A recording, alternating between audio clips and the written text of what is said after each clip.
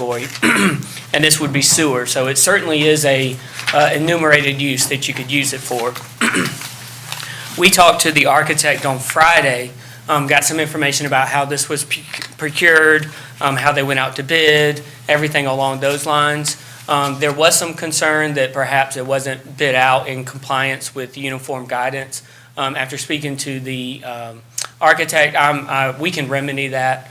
We've got assurances from the contractor that he will agree to the necessary contract provisions to make this uniform guidance and compliant with all the federal regulations if you all want to use ARP funds for it.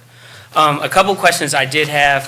If you look on your second page on the bid tab, the days for completion, you look, it says 270, 90, 98, 30. I had a concern about what the spread was for that. It turns out that KBS Construction included the time it would take to order the backup generator and actually get that on site and installed. The other contractors did not include that timeline. So really, you need to take 210 days off that bid, off the time to complete. So it should be 60 days. The pump station will be operational during that time. It just won't have that backup generator. So if there's concerns about that, because that kind of stood out to me immediately. And then your third page, the other option, because I know there were some concerns about residential tie-ons to it and who would have ownership. So if we choose to use ARP funds, we own the property, if you recall, even though the schools are building on it. You put that up for financing, so we own it. So we're the property owners. So ARP, the use of that requires us to maintain ownership of it. So if we use ARP funds, we would own this, the pump station. It would not become part of the Fremont system. Basically, we would just tie into their system and we would own it. That would mean that if anybody wanted to tie in, they would need our permission. After talking to Dr. Harrell, I think he said there's only ever been one other request to tie in to school property pump station, so it's very rare, and they would need our approval. I did ask for a map, and you can see it on the corner, so you have an idea on where the pump station is located, and it's on the that northwest corner, up by 795, and you can see it's that purple shaded area to the top left. So we will maintain the maintenance on this pump station? Yes, ma'am, we would. So the sewer runs toward Fremont. I mean, supposed to run toward Fremont. But my understanding is, and that's the reason we want Kendall here, just to make sure I understood him right. It was designed to come out to 222, turn, go toward 795, hook into a pump station, and turn and come back by the school back to Fremont. Is that? I don't know. I'm not an engineer, so. Okay. What I do know is that Pinnacle, the architect, contracted with the engineer for this, and they designed it. And the engineer being, McAllister and he's the engineer for? for Fremont. So the Fremont engineer is the one that engineered this. I was told that it was sent over for review. I don't know. Sent over to who? To the county for review. I don't know. It was sent who over it to was Wayne sent to. County for review. That's what I was told, but I don't know. I wasn't involved in A that. blind man can see that there's some manipulation here. First of all, there's a sewer that runs along North Carolina State Road 1359. Sewer line right there. The school, it backs right up to that North Carolina State Road 1359. That's a dead end road. Yeah. It is a dead-end road, but there's a sewer line there. My point is, why would you design the entire school to where all of the sewer is going down here to this corner that is adjoining 222? That's for future development. That's exactly right. It was designed, McAllister has designed all of this for future growth and for the benefit of Fremont. But if we own it, Well, at this point, if we use ARP funds, we would have to own it and cannot transfer that over to Fremont, correct? correct. That's correct. And we were told that the school system has informed Fremont that they would not be taking ownership of this. Well, I'm just saying, you just look at it and know, well, the most common sense method of running this sewer would be running it to the rear, back here where the sewer line is, and put a pump station behind the school, Do we know not what- way over there. Do we know what size that line is on that street? I don't know, but there, on 222, there's a sewer line. The existing sewer line goes to the school property. Yeah. Do I now? 8-inch. There's an existing 8-inch line to the school property on 222. Well, the point is, they've already built the school now, and the sewer lines are all there, but I just kind of feel like we were being used, so to speak, But let's, for others' benefit. let's ask the question then, if it was, and I'm all about thinking ahead and building for the future, but if it's gonna be our pump station, the county, if we got to pay with it with ARP funds, we can't, is there any reason to have such a large pump station if it's just basically servicing the school? I mean, I'm not an engineer, and I can't answer that question. I Well, think the the one pump that- station the is one- sized pretty large. The but one that I'm drew not an this wasn't engineer. an engineer either. Well, I'm just asking, do we need to look into, I mean, I don't know, I don't know. You keep- what's the time constraints on this being in place? So that's what I was gonna answer. So I think the estimated, opening is next school year, so not this fall, but next fall. In terms of the bid, I think, Dr. Harrell said it was 30 days. They'd hold them for 30 days, and they went out, is that right, the 18th? Is it when they came in? So the bids came in at 18th? So, 18th of April. and I think they're holding them for 30 days. I'd like to see the individual who drew those designs come in, and maybe we can kind of have, a few questions pertaining to it. That's what I would like to see. Problem is, he's got to be here at the next meeting, because they won't give us but 2 days. Make a decision. I mean, because it's not a great emergency at this point, like, I mean, to answer your question, it's not gonna prevent the school from opening on Yeah, time at this point. yeah, so. How long does it take to get one? Do we know?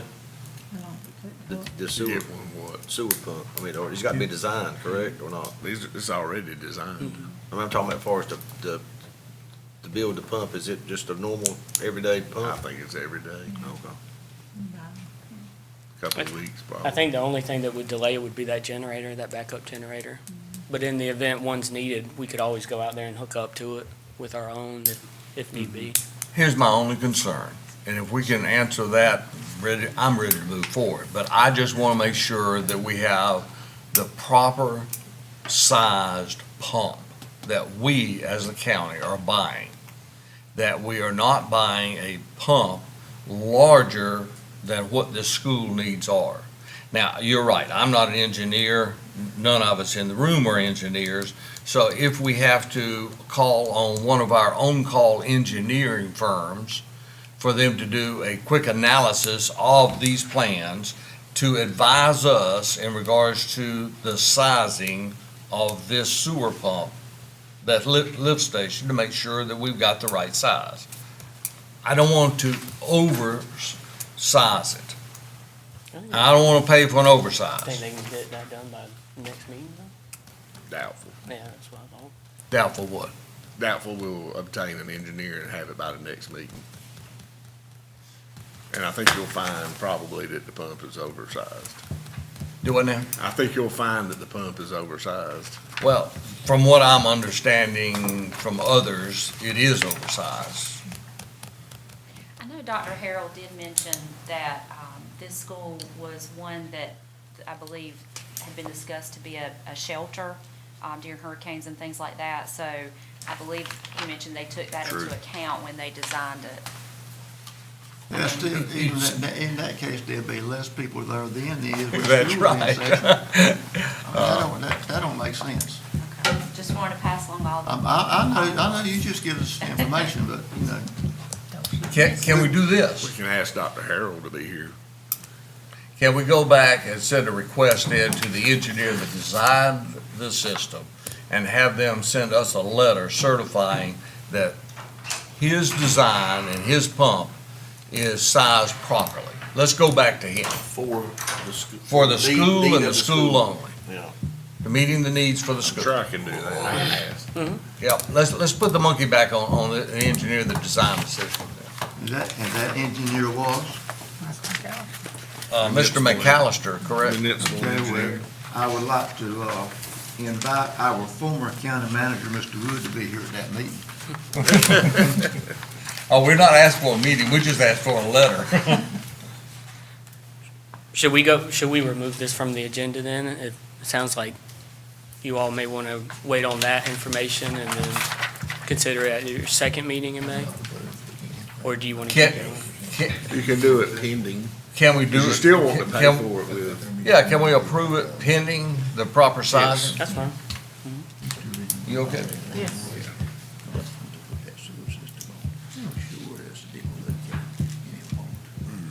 Does Kendall still need to be here? Not unless you want to be here. Tell him to stop before he gets on the elevator. Kayla, stop, Kendall. Stop, Kendall. So Okay. you would need a budget amendment for that too, wouldn't you? Well, it'd be interesting to see what. And you might ask Kendall to be involved with that. Because he went out there and had a long conversation with the contractor. And after, I want to hear what he's, I want to hear what he's got. they all Let's agreed hear it's what he's got to say. oversized, way oversized. I do ask that we modify the motion for, when you modify it for pending approval, that you also modify it with appropriate budget amendment. Amend the grant project ordinance for ARP funds. And we would need to, I'm waiting on that contract to be sent over. We would need to really doctor that up since it's ARP funds. So I would include budget amendment and contract approval subject Will to. you jot down how you like that motion? There's too many additions. Just jot it down. Okay, any other on that? Thank you. Thank y'all. Then we'll have public comment, speaking time, county manager's report, board of commissioners committee reports, closed session, and then adjournment.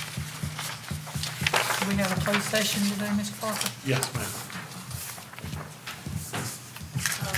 Madam Chair, we have 9 minutes. I don't know if you want to, do we want to try to have closed session? Just take a No, break. we'll have a recess.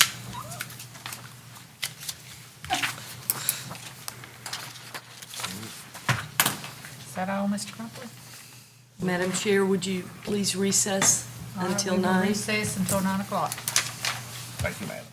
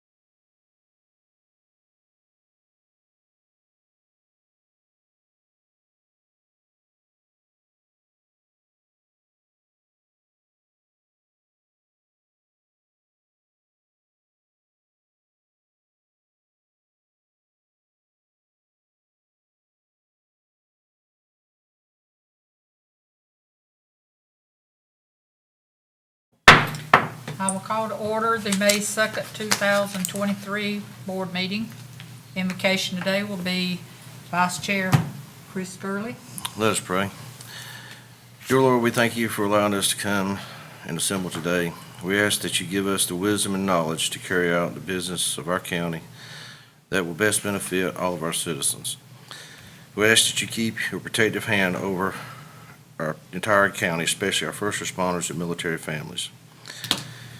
And we also ask that you lay your healing hand on those of us that have health issues. We ask all this in your name, Jesus Christ, amen. Amen. Pledge allegiance. I pledge allegiance to the flag of the United States of America and to the republic for which it stands, one nation, under God, indivisible, with liberty and justice for all. Mr. Cropper? You need a motion to approve the minutes of the. Do I have a motion to approve? Okay, we have a motion on the floor to approve April 18th minutes.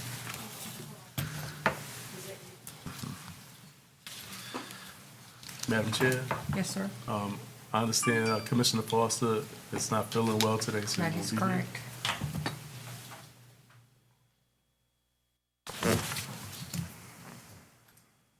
Thank you, sir.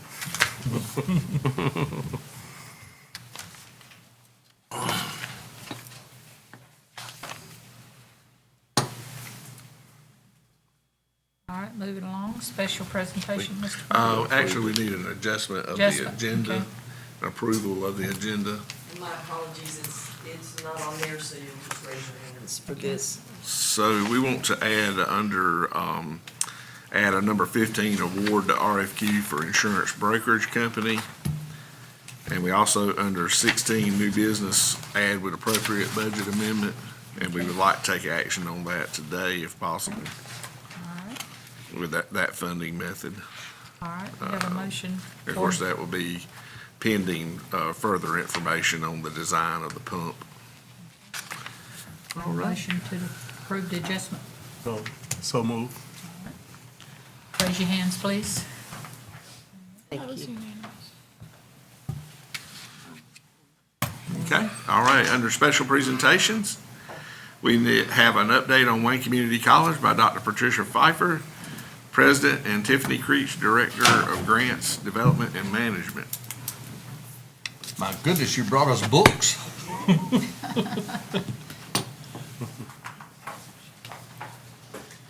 Good morning. Good morning.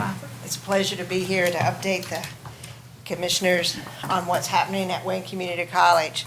I wanted to share with you first, I think most of you know that, but for the community that are listening in, it is our 65th year at Wayne Community College, and on April 5th, we had a celebration, and some of you were there, and I greatly appreciate that.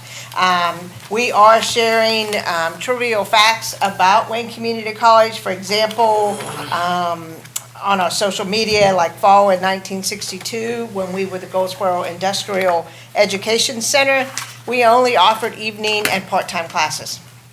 So it was after 1962 is when we began to offer full-time and daytime classes. Things like we have put up information about Hal Plunk, who was a director in 1961, former mayor, et cetera. So various information. So I would encourage people to follow us on social media, LinkedIn, Facebook, Twitter, those types of social media. Very exciting time for Wayne Community College. So we've had some facility renovations that I'll share with you guys. Many of you have seen our Bison Bistro. This is the renovation to what we would call previously our cafeteria. It is now a modern state-of-the-art eating facility, and if you come, and it is packed at the noontime hour and then very, very busy at the breakfast hour. Please note it is open to the community, so anybody who would like to come in and have breakfast and or lunch, we would love to have you on campus. It's just a fun and festive place for people to go. We also have Starbucks coffee. So we have trained baristas there, and those of you that love Starbucks coffee, you can come right there at Wayne Community College and maybe not wait in such a long line that wraps the building sometimes. So we've got that renovation going on. Another thing that we have been doing, all of you know that we have built the Ash Building, which is our automotive building. And when we moved those automotive programs out of the 4 different building spaces that they were in, we have begun renovation. And the county has provided some funds for that renovation. Well, one of the things we have recently finished up is half of first floor Magnolia. And why do I say half? Because the other half is HVAC, which will go into our new building, the site building, which I'll talk about in just a moment. But that half of Magnolia, we were able to put some various programs in there. One of them is medical laboratory technology. All of us are going to need a medical laboratory technologist sometime in our life. We just don't know it. Every time we get a lab test done, or they do a test at the hospital, a urine test, a blood test, a culture, etc., it is somebody behind the scenes, a medical laboratory technologist, who is processing that sample to provide the care providers the knowledge that they need to make decisions. So we gave them a state-of-the-art lab space and a classroom space.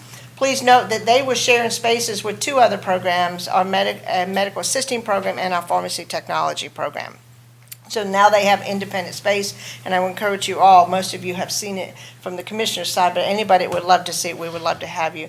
We also added 2 rooms for CNA, certified nursing assistants. They have 2 classrooms and 2 independent laboratory spaces. Here's a picture at when we were in process. It is now finished and open for business. They are thrilled with that space because our CNA program was sharing a classroom with our physics lab.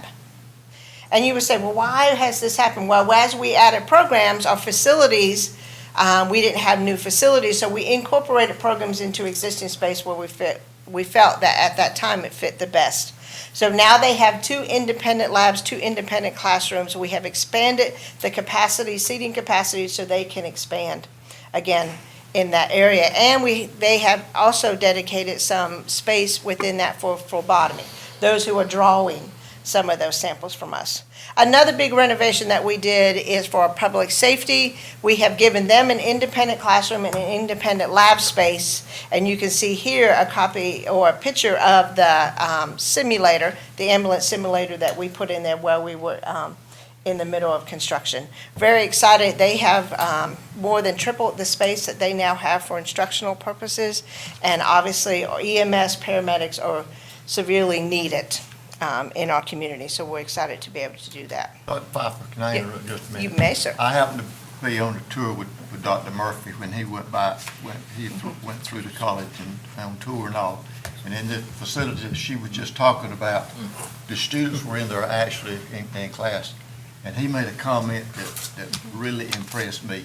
He looked at those students and he told me, he says, me as a doctor, he says, I'm useless without y'all. Absolutely. And that spoke highly. Yes. I was real honored that he said that because it tells our students the worth of the profession that they are embarking on for their career, and how important healthcare providers, we need to work together to make sure that the health of our clients that we take care of is met, the health needs are met. Obviously, we have some other growth going on. We have our Center for Industrial Technology and Engineering. Ooh, that looks good. Yes. I was hoping you would like that. We abbreviate our site building, and we will have a ribbon cutting for this. We have finally negotiated the contract and have all the funds we need. And I would also like to thank the county commissioners for being very supportive and the money that you have put into the site building to make it happen. But on May 23rd at 4 o'clock, mark your calendars. There will be an invite for all and the public. For those that are listening in, we would love to have you on campus as we break ground for this site building. So that's a picture of the site building that you would see from the Holcut Road. That is a road that runs between Walnut and our facilities building. This is a picture coming straight down through the middle of campus, kind of where our clock is, what the students and faculty would see as they walk through there. And that's a picture that you would see from our loop road, kind of across from where our current tennis courts are. So it's going to be a very impressive building. It's going to be state-of-the-art. It's going to house all of our applied tech programs with the exception of welding. Because most of you are aware, we have renovated the welding space when we moved out an automotive program from that building and gave them about 42 to 43% additional space and modernized their area. As a matter of fact, because we have done that, we've had to hire another full-time instructor because of the amount of students that have gone into the welding program. So it's been very impressive, and I When will appreciate this it. building be ready, Dr. Fine? We are hoping, weather, that fall of '24, we'll be able to have classes in there. It's going to be crucial moving all that big machining equipment over the summer before classes begin. We've got a lot of construction. We're hoping it's gonna be completed by fall of We '24. can all cross our fingers. We'll be doing a lot of ribbon cuttings. Well, I guess that's a really good thing for the county, for sure. Now, you just mentioned tennis courts. Yes, sir. What other sports are there at the community college at this point? We don't have any, only, if we had anything, it would be only intramural, but we don't have any sanctioned college-level teams at the college. So there are some colleges that do, like Lenore has a baseball team and a volleyball team. That is just not something we have ever embarked on. It is very expensive, and you can use no state funds whatsoever to support athletics. Because people have asked me as well, they was like, can we get a football? Yeah, you know, so. I understand that. We've been asked about a baseball team, et cetera. But that all has to be donated outside of state fund money. So if somebody has about 5 to 10 million that you would like to hand over, maybe we can think about it. But it is, yes, absolutely no state I money. think that ended that conversation. Thank you so much. You're very welcome, sir. Another building advancement that we're working on right now is an ag building. That ag building will house all of our agriculturally related programs, things like turf grass, forestry, applied animal science, sustainable ag, agribusiness, et cetera. This building, we are in a capital campaign for this building. We did have a significant donation from the Lamb family's estate, and we are using $500,000 of that towards that building. We anticipate this building is going to cost us approximately $2 million. It is a building that, this is the back, the other picture was what we anticipate the front of the building may look like. You can see that there's a large sheltered area all around the building. We hope to be able to put some livestock stalls in there to temporarily house some livestock for our students to work on. It will be a large fenced-in area, and that entire area on campus already has a high tower greenhouse, a regular greenhouse, some shipping containers we use for growing vegetables inside, and as well as a plot for growing vegetables, et cetera, in the ground. So that whole area will be the Lamb complex, agricultural complex. So we are currently raising money for this building. We've got some donations already, so we're hoping within the next year we'll have $2 million raised for this building. Ask a question. That project is going to be where you could expand the building as the programs progress, correct? On the Yes, property? So this it's- building, it will be basically a steel building Right. with a brick front, so that does tie into campus very, very well. It will be across from where our current site building, the building that I just showed you, we anticipate it could be directly across the road from that building, where we already have our ag-related activities on campus. So really excited about this opportunity. If you're interested in donating to this building, please reach out. We will get some information in your hands, et cetera. We are doing some naming rights, so we do have some individuals that are willing to put their names on some of the buildings, some of the rooms, some of the labs, et cetera. I'll be glad to talk to you about those opportunities. So we have had some new grant initiatives. As you can see here, we have gotten a Golden Leaf Foundation grant for some skills training with a collaborative effort we are doing with Wayne County Public Schools. So as Southern Wayne in the Mount Olive area, we have developed, or in the process of developing, an area where we can not only teach high school kids about HVAC, we've donated some equipment down there, some training equipment, but also looking at installing some welders et cetera. We're working very closely with Wayne County Public Schools to make sure we have the infrastructure that is there to add additional welding booths so that the high school kids can have that experience and earn some third-party credentials while they are there.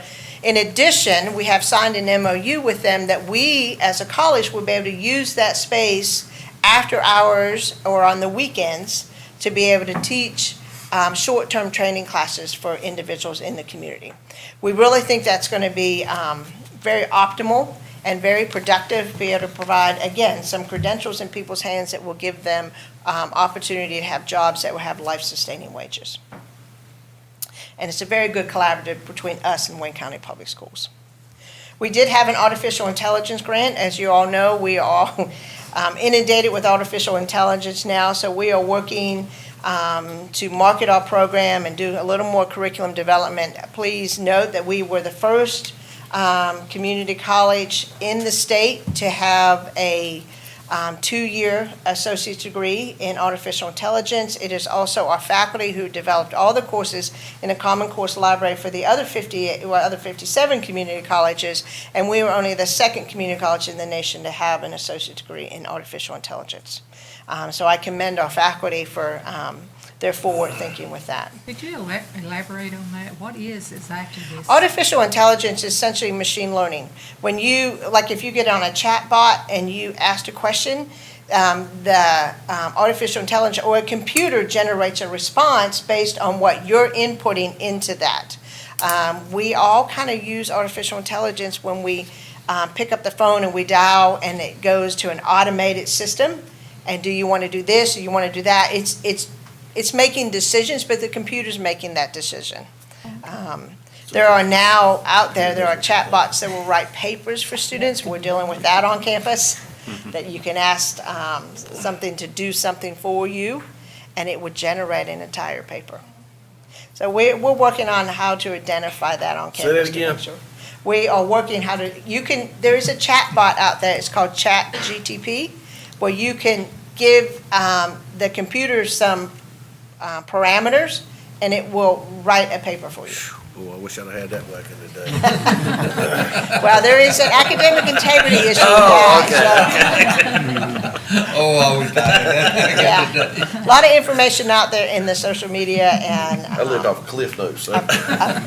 Yeah, about artificial intelligence and how it's going to rise. But I am very proud of the school for taking a stance and let's teach, if we're going to have artificial intelligence, let's be very ethical about that and how it is developed and how it is utilized, which is taught in that program.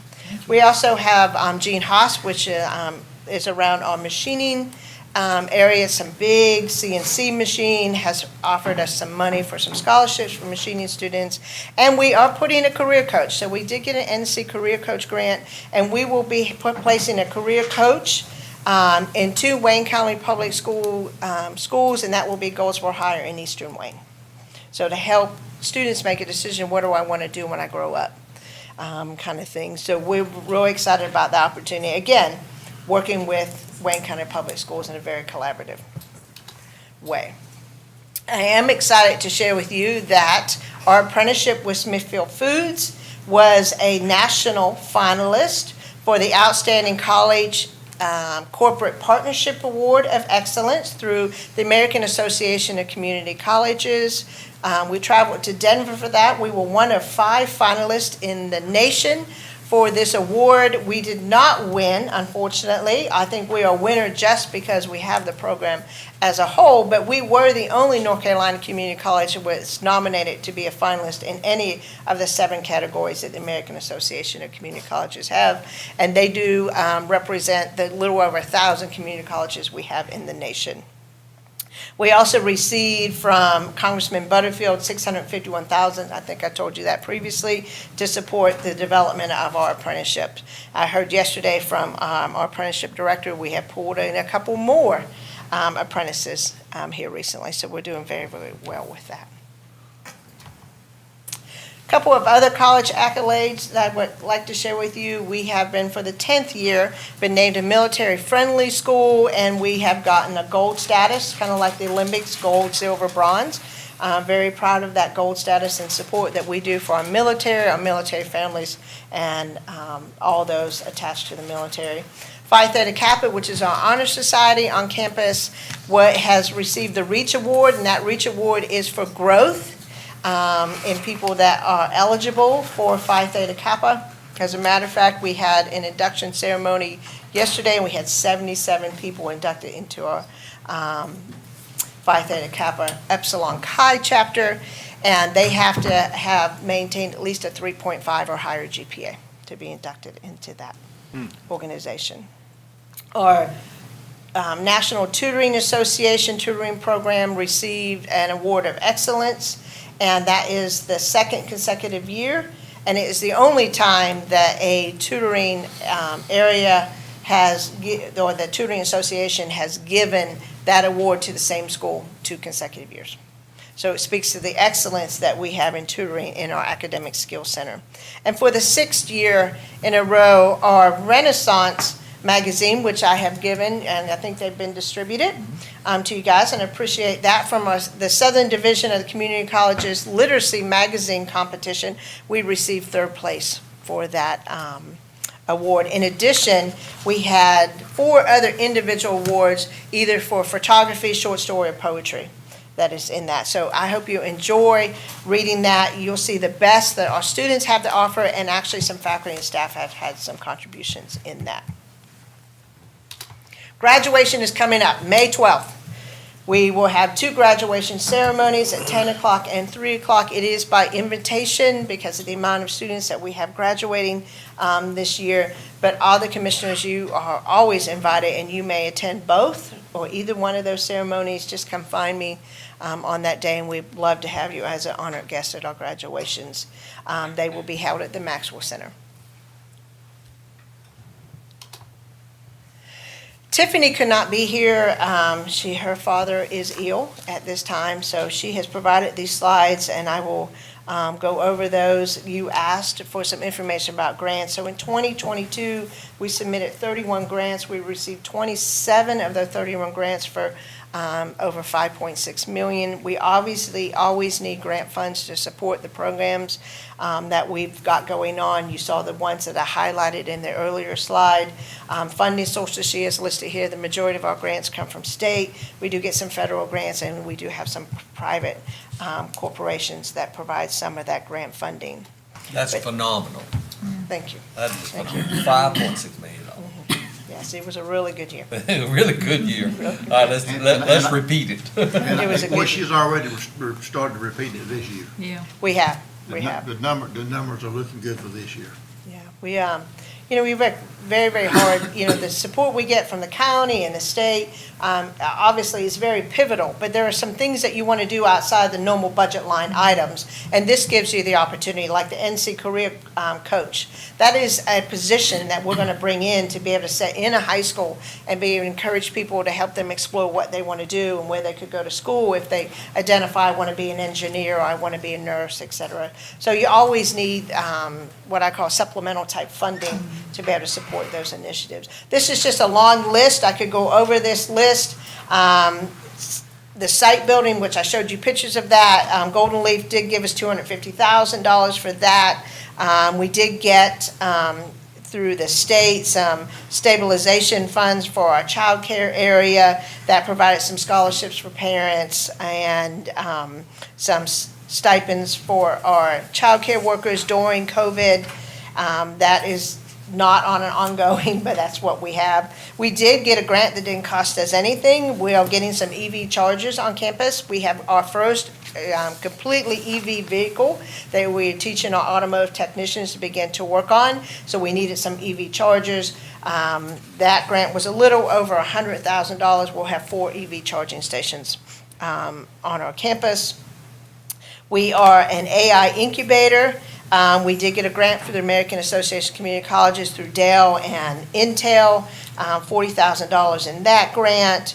We obviously have apprenticeship expansion money that I've shared previously, the Southern Way grant. We have adult and ed and family literacy that support our adult high school programs.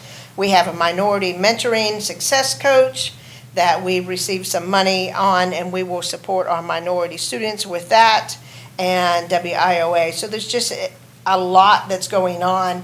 In addition, we have gotten some money. John Bell last year gave us 1.95. We were putting a truck driving pad in on campus. Right now, they work in a gravel lot that we have, but we're in the process of collecting the RFQs for that and going through that process. So it takes, as they say, it takes a village. Well, grants are very competitive, and this says a lot for the kind of money Yes, that you yes. received. Dr. We have a wonderful grant writer, and our leader, my associate vice president in that area, was a previous grant writer. So between the two of them, they put their heads together and decide what faculty and staff need. And this is what she shared. You know, our grant success is attributed to the commitment of our administrators, our faculty and staff, who really do work together to develop what the grant ideas are and work diligently to make it sustainable and have those ideas to benefit our students. And that's what we anticipate all our grants are to benefit our students. Congratulations to that. Thank you. I will share that with her Yes, please. as we keep her and her family in our thoughts as they deal with health issues. But I do want to, again, thank you for your support. I think I took longer than my allotted 10 minutes. And Dr. Pfeiffer, we really appreciate your updates. You've been really consistent with doing that for us, and we appreciate it. You are more than welcome. I'll come anytime you want me to come. Anytime. Thank you so much. Madam Chair, Yes, sir. also, Dr. Pfeiffer mentioned several times, the community college, the public school system, the former Mount Olive College, which is now Mount Olive University. The way they're working together now, it hadn't always been that way. Right. But I think they have realized that they've all got the same goal, is to educate people and put them in the workforce. And it's just, I mean, also being on the board at the college, it almost gives me goosebumps sometimes to look at some of the programs that they have tied together that's just going to benefit so many more people in Wayne County and the surrounding counties. I mean, all of our students don't come from Wayne County. We've got students That's from correct. everywhere. We've got students from out of state. We do. And it's just so rewarding to see how those three entities are working together now. Yeah. We will have, even though it's not in this update, because this was kind of like from the last meeting to present, we do have a couple of things that are in the works that I'll be reaching out to you once we finally get dates. But NC State has a C3 program, which allows students to be dually enrolled at NC State and Wayne Community College. And as long as they finish with a certain GPA at Wayne Community College, they are automatically accepted in NC State. You know, for some parents going to NC State or at one of our state or even our private universities, it's very expensive. And a student can come to Wayne Community College and get 2 years if they want to do a college transfer versus a career and technical track and be able to do that. So we've had the military C3 with NC State, but they have reached out to us because of the success of our students, those that transfer, and we will do that. Another thing that hopefully I will soon invite you to is we are working collaboratively with Wayne County Public Schools and UMO to support development of teachers. You know, we are in a grave need for teachers in Wayne County and other surrounding counties, the state and the nation as a whole. So we are working on something that I've kind of called a 2+2+2. 2 years in high school, teacher cadet program. If you've identified you'd like to be a teacher, come to us, do one of our teacher prep programs, because we do have an associate's in arts, an associate in science and teacher prep, and then be able to go on to a place like UMO and finish up that. So that is in the works. We're still working on all the fine details for that, but as soon as we get all that ironed out, hopefully we'll invite you guys for a signing among the three of us. Because that's what you said it exactly, Mr. Aycock. We're about supporting the community as a whole and looking at what needs. We can all do it better together than apart, for sure. Thank I you. appreciate it. You're welcome. Thank you, Dr. Pfeiffer. You're welcome, sir. We'll pause here and recess the Wayne County Board of Commissioners meeting. I'd ask that you do that, Madam Chair, so that we can have our 9:30 public hearing with the Board of Adjustments. All right, open the 9:30 public hearing. Do we have any sign-ups for the public hearing? Recess the Board. Recess. Okay. And then you'll adjourn, you'll convene the Board of Adjustment. All right, we'll recess the Wayne County Board of Commissioner meeting, and we'll convene the Wayne County Board of Adjustment meeting. Thank Mr. Gray. Good morning. Good morning. Madam Clerk. Peaceful.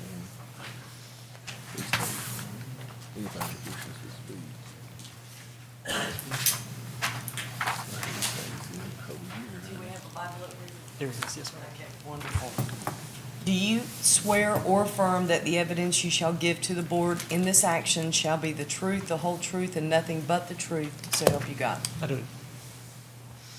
Mr. Parker, as they had already been sworn in as a Board of Adjustment, they're good, right? All right, good morning. I will start, I do have comments from Seymour Johnson Air Force Base that I would like to pass out. I did receive these after the packet came out, so I could not provide them individually or separately, so I'll do this for the record and pass those out now. Thank you. You're getting some exercise today. Thank you. Thank you. Thank you, ma'am. Thank you.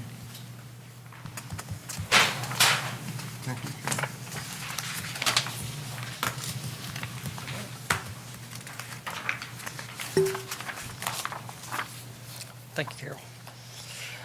All right, this item is a special use request for duplexes located in Brogdon Township on Old Mount Olive Highway.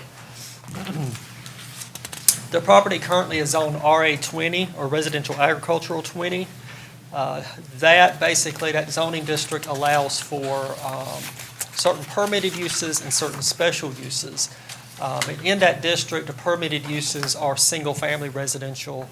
Special uses are only allowed duplexes are only allowed as special uses. So that is why this request is before you today for duplexes, because that zoning district specifically only allows them as a special use, which requires a public hearing before the Board of Adjustment.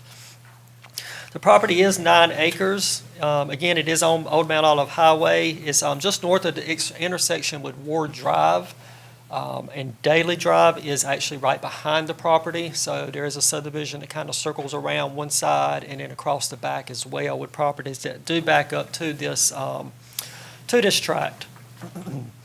Those properties to the south and east are zoned R10, which is a different zoning district. But the subject property and the property to the north and across the street, across Old Mount Olive Highway, are all zoned RA 20.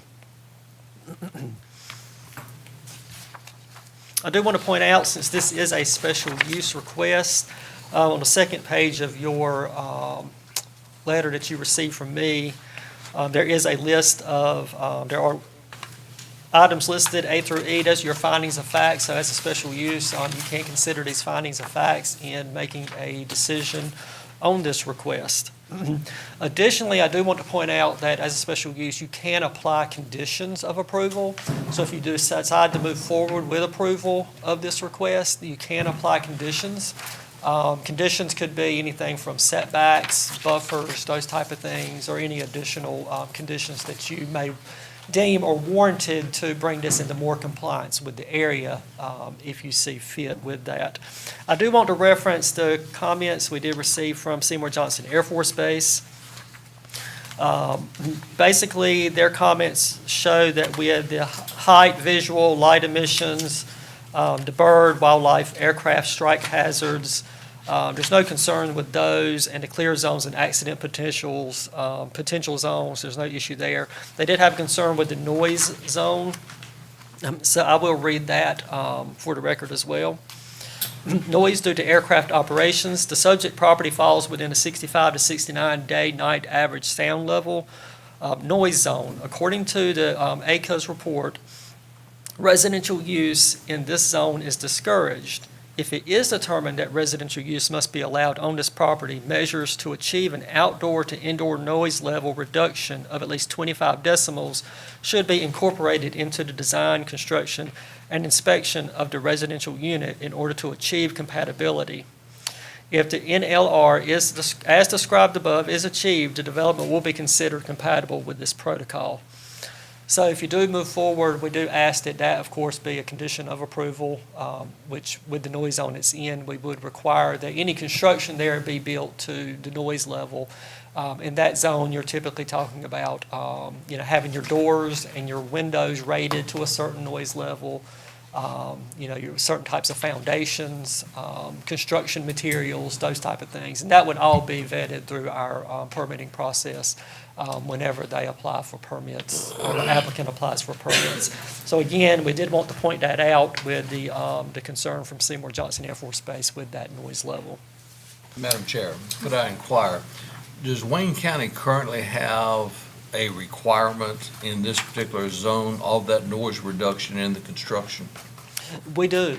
We So- do. so So, it yeah, it's would- already there, and it's already vetted as part of our permitting process. And anytime someone comes in and builds within those certain noise zones, there's certain standards in Would those it be to zones. this standard here, or It would be the same. it'd be the same? Yep, yep. So whether you're building a duplex or just a regular residence, you would still be required under this? That's right.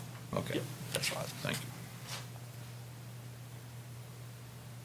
And it also is an increasing construction cost. It is. It is.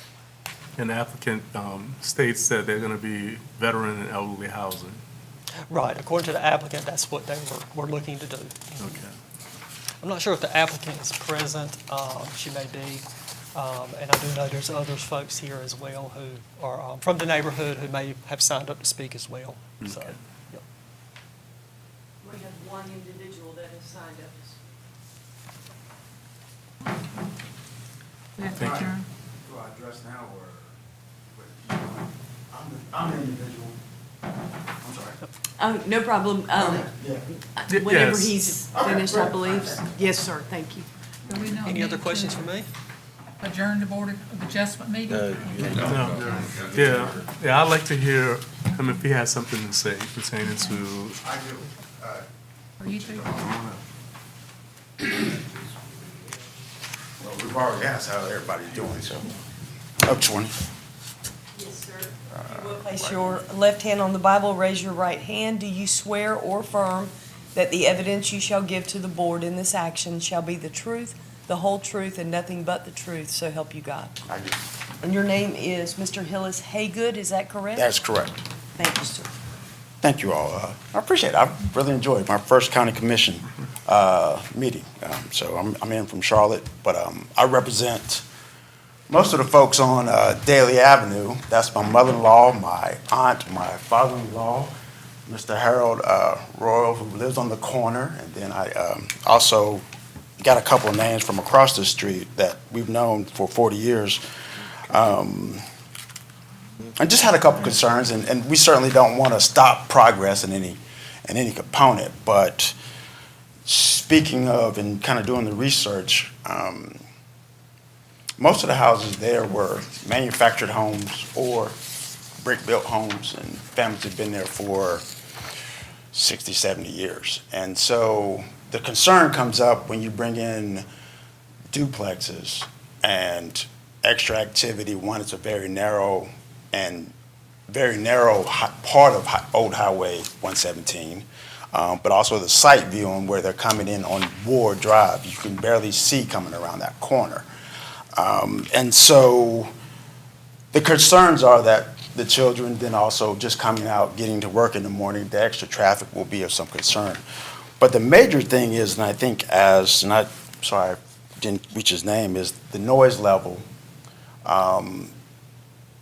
My mother-in-law, who lives in 113, we have a special needs person who's been there for 40 years, designated by the state. And the additional noise level, the additional traffic, the change is kind of one of those things that makes a concern for us. And duplexes, I won't say veterans or something. My father's a veteran. His last post in the States was here in Seymour Johnson.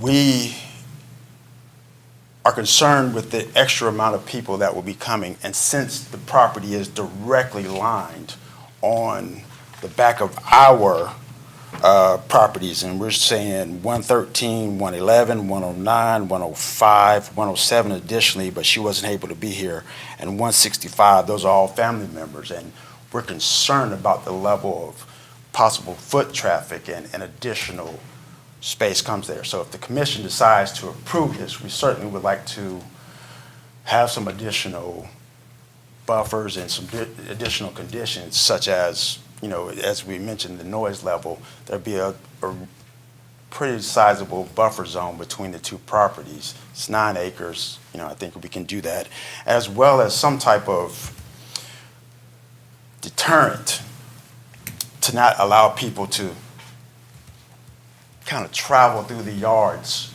uninvited. It's a very rural area. Like you said, you don't want to stop someone from growing, but we don't want people to come onto our property unencumbered. I think that's the way I want to describe that.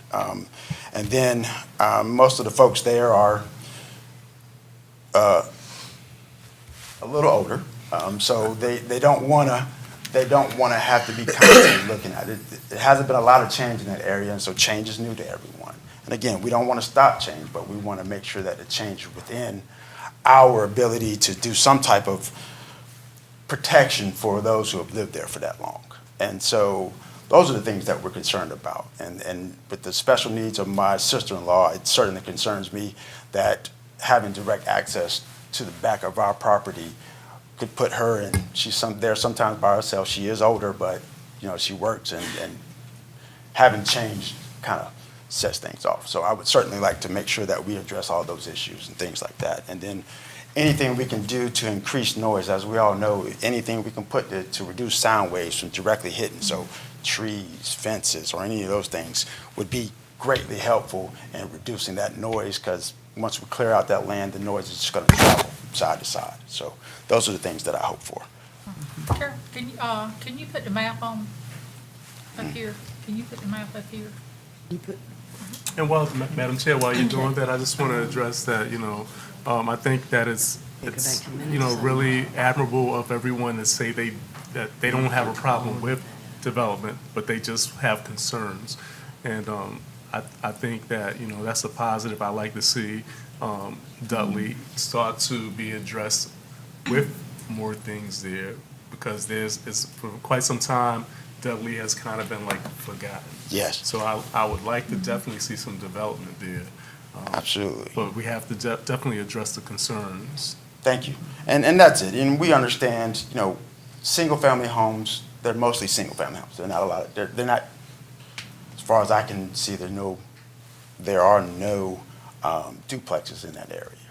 And so when you consider elderly, their family, veterans, their family, you start to get a lot of traffic that comes in and out. And you know, we're there. This question might be for Barry. Barry, what's going to be the size of these duplexes? I mean, how many units? Give us a little outline on kind of what we're looking at. I'm sorry. Yeah, from what I've been informed, it's, the applicant's looking to do possibly 3 buildings, so 2 units in each.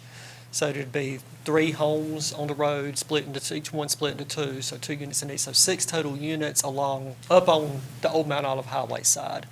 But the applicant is present, the property owner who's applying this is present, so she may have additional information on her plans. But at this point, that's what we've been informed. So we're not looking at several hundred units like in some areas. No, that's right. It is, whether it's good or bad, it is kind of scaled down. Yeah, and also I did want to clarify too, the noise zone that Seymour Johnson's looking at is basically not necessarily, they're not saying that noise is going to be created by this use. Their concern is noise being heard inside the house from their flyovers. So they want the homes built to a construction standard where it reduces the noise level inside of the homes being built, so that their aircraft has less impact and the noise has less impact. So I did want to clarify that, so. That's right, question. So you're saying that they're going to be along Old Mount Olive Highway, Right, and somebody says this 9 acres? it is. So have you got a layout the way they'll be? We do not have a layout at this point. Okay. But you can, like I said, you can apply conditions where you require certain setbacks. So if you wanted to apply a setback on that back property line, a further setback or certain buffers, you can do that, similar to what you did with some of the solar utility facilities, those type of things. That is a potential since this is a special use. And you can also limit the numbers. So if you wanted to limit the number of units, since it is a special use, you can do that as well, if you tie it to impact, to neighboring property owners. Yep. So it's gonna be on septic, correct? I'm sorry. It's gonna be on septic tanks, correct? It is. So is there any future development or future units that are planned, or is it just for these 3 units, period? From what I've been informed, it's just those 3 units at this point.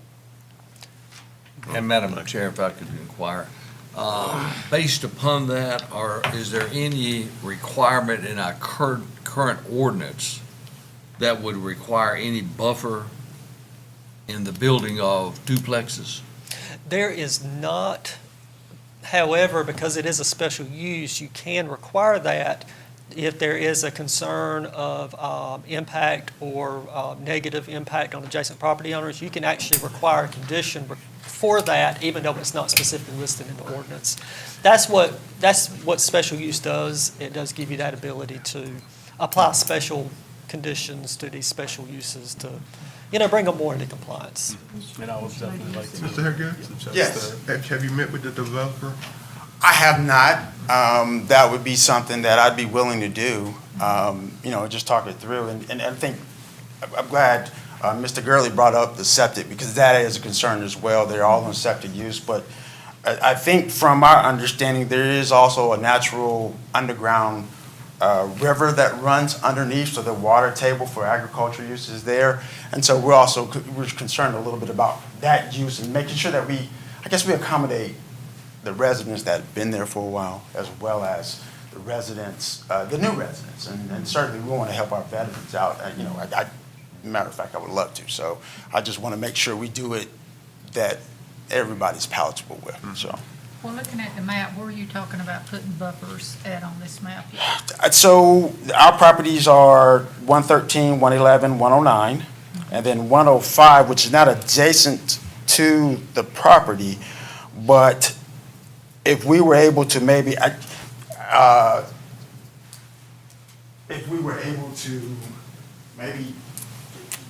know there's been some clearing, but maybe keep a little section here. It's far enough away from the highway, and maybe something that just deters people, something man-made that deters people from saying, hey, let's go gather through the woods and see what we can find, because a lot of those areas do not have streetlights. And so we can't see what's on the back of our yard, and typically woods there. So we're not looking, if we see somebody back there, that could certainly stoke fear. And several older folks. So I'm just hopefully there. And this is, as I mentioned before, this is the actual, when you come out from here, these properties, I think this property here is vacant now, but the sight lines, when you're coming here, it's very difficult to see unless you pull out into traffic. And I would be concerned with anything that comes up that close. So you need to be back over here. Oh, I'm talking sorry. to I didn't know how I could point to it over here for you. Did you say there was a natural barrier on the back sides here, these lots here? Did you say something?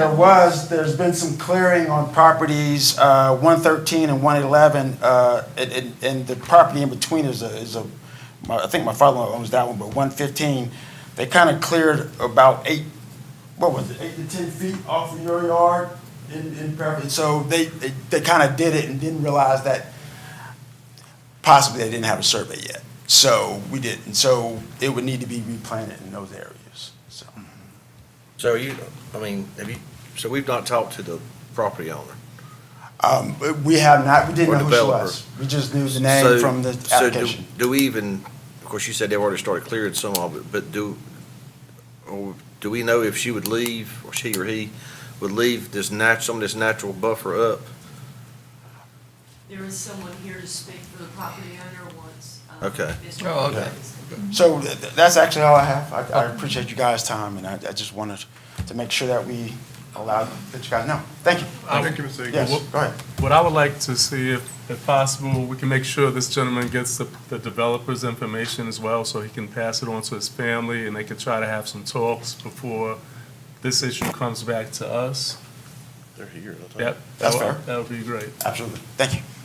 Okay, we had the property owner. We have a Beulah McLaren. Is that correct? Okay, if you'll stand up there, I'll minister the oath. Left hand on the Bible, raise your right hand. Do you swear or affirm that the evidence you shall give to the board in this action shall be the truth, the whole truth, and nothing but the truth, so help you God? Yes, ma'am. Hello, everyone. Hello. The property I have, as far as what they were asking about, that's fine. I haven't done anything to the property, as far as cleaned anything out yet. I'm just in the stage right now of putting something there. I'm putting something there for our military and our elderly. I have several members in my family that was in the military. My husband, my father-in-law, my brother. Now my son is there, get ready to go to Germany. And I noticed that it's a lot of military that has retired and don't have homes to really call their own. So, and also I have, my dad just passed, so I have, as far as the elderly as well, I am, the duplexes that I'm trying to put there, it'll be easy access for them as far as getting around in their homes. Right now, I notice, like, it's a lot of elderly people now that are in homes that they have to, if they have to move out because of the situation of their homes, like they can't, they have a ramp, steps or something, or the way their houses were built back then, it's not feasible for them to be able to function in their home. They have to have someone. Where these duplexes that I'm talking about, that I'm trying to put there, it's 2 bedrooms, 2 baths. If they need, even for our military, if they need assistance, it'll have 2 bedrooms in there, 2 baths in there. So they'll have accommodation of having someone come in and help them to get around or move around or do what they need to do. And as far as the areas of my the community, that's fine. I can work with them as far as making sure that they feel safe, because that's all I want. And I'm going to, as a matter of fact, one of those homes there, I own that as well. That's in that area off of Ward Drive.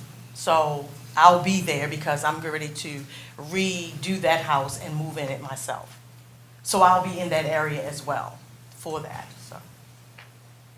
So that sounds really good, that you're reasonable and that you want to make sure that they're happy with having buffers in place. So Right. I think that collectively you should all have a meeting of the minds, though. And that's fine. I have no problem with that at Yeah, all. this board, we like to have developers and homeowners, meet together and make a proper, make a proper analysis on what's gonna make each person happy. That is correct, yes. So if you could do that and then get back with our planning director, and he can bring it to us, what your decisions are. Okay, that's no problem. And it will only be 3, it'll only be 3 on that property. Okay. That's So- all I'm willing to have on that is 3. Madam Chair. Mr. Commissioner Aycock. First of all, I want to commend both of the speakers for your professionalism. Because that is not always the case when people come before us. And I just want to commend both of you and being very No problem. professional and be willing to work together. And also as serving on the MAC committee, the 3 things that we hear from Seymour Johnson, the main things is housing, child care, and schools. Used to be schools was on top of the list, but right now, the housing is the #1 priority. Housing, and then child care, and the schools. And again, I just want to commend y'all in being professional and presenting both sides. And Madam Chair, I know some others wants to make comments too, but, I really don't think we need to act on this today until we get a little more information. Yeah. Commissioner Burley? Well, she's answering my question. She said there's just gonna be three, It's only gonna be Three 3 duplexes, yes. Then the next question is, are they gonna be single story or two-story? No, just one One story, single- all right. right, okay. That's what like I said, I was looking towards, Right. as far as the elderly and the vets, to be able to function and move around in these homes, where they don't have to depend on anyone, if they don't need to depend on anyone. Right. You know. That's the reason I asked the question. I just wanted to make sure that was on record, that they were a single story. I know that's what you alluded to. Oh, okay, that's All right. fine. Thank you, ma'am. No problem. Thank you. I have one question, just, we can talk about it later, or what, are there? Sir, you have to come up to the microphone so that you can be Mr. heard. Doctor, do you have a question? Yeah, let him go ahead. Hi, how are you? Nice to meet you. Nice to meet you. Just wanted to find out, was it stick-built or modular, that you were gonna build? Mine is gonna be the modular homes, the duplex is gonna be. Yeah, are you gonna build them from ground up? Or Yes. are you gonna bring in, like, the modular components? And Mm-mm, are they ground doing up. foundations, or? are they All gonna- that, foundations, Okay, everything. cool. Yeah. All right, thank you. Yeah. Because they have some, believe it or not, they have some of these homes around town. Like, Sure. it's, matter of fact, I have a friend that she's living in one right now, and that's what made me think of, doing this, because hers is so convenient. And I was like, this is perfect, for the area where I am, that would help, bring, and not only that, and it's bringing homes in for, like I said, our vets and our elderly, and giving people jobs to help build, so. I suppose my question is, in that we have to, if we approve this, it would be a special use. Okay. And are you agreeable to the following terms? Yes. And that is, one, that it limited to 3 duplex Oh, buildings. definitely. Number 2, are you agreeable to leaving a 30-foot buffer on the rear of this property that butts up to the property owners that are on Daly Avenue? Yes. You That's would- fine, You, yes. you would be agreeable to leaving and designating a 30-foot buffer. That is true. Um, Matter of fact, that would help that would probably, as far as when I have the designer create it, it'll help them as well as. And in an effort to put things in perspective, if I could ask Barry, if you would step back up to the microphone, and so I can ask you this question. If she had decided to divide this and build 3 single-family homes on here, would there be required a special use permit? They would not be required a special use permit. It would be permitted. All right. And in looking at this plot, it appears to me, 1, 2, 3, 4, it appears to me you could get at least 5 lots and probably 6 lots that you could get for single-family homes on this road frontage here. Right, there is the. I don't know what the dimensions are, but you could divide it and get 6 individual, single-family home lots on this property. That's correct, yes, sir. Thereby, her request for 3 duplexes, which would have the same number of families, 6, sounds reasonable to me. And the fact that you would agree to a buffer in the rear. I'm just pointing that out. Madam Chair, I want to point out one thing. On the 30-foot buffer part, we got to make sure we don't limit her on the septic plan. And, as far as, well, I don't know, you don't know exactly where the septic stuff, or is the soil, Looking at the soils, I've looked at the soils, and the whole property appears to have pretty decent soils for Okay. drainage. So I think she has quite a room to work with that. With 9 acres, I would assume. well, the reason I'm asking is, you don't want to put a 30-foot, limit her to a 30-foot buffer all the way around, and then that limit her on the septic. your septic plan, so. Right, in some cases, that is a fact. There are poor souls in some parts of the property, and other parts is where the good soul. So you don't want to limit someone with that. But in this case, it appears that most of the property is Okay. covered in pretty good souls for drainage. All right, thank you. Any more questions? No, that's it. Thank you so much. I thank you guys for your time, Thank and I hope you. you approve that. Thank you. Okay.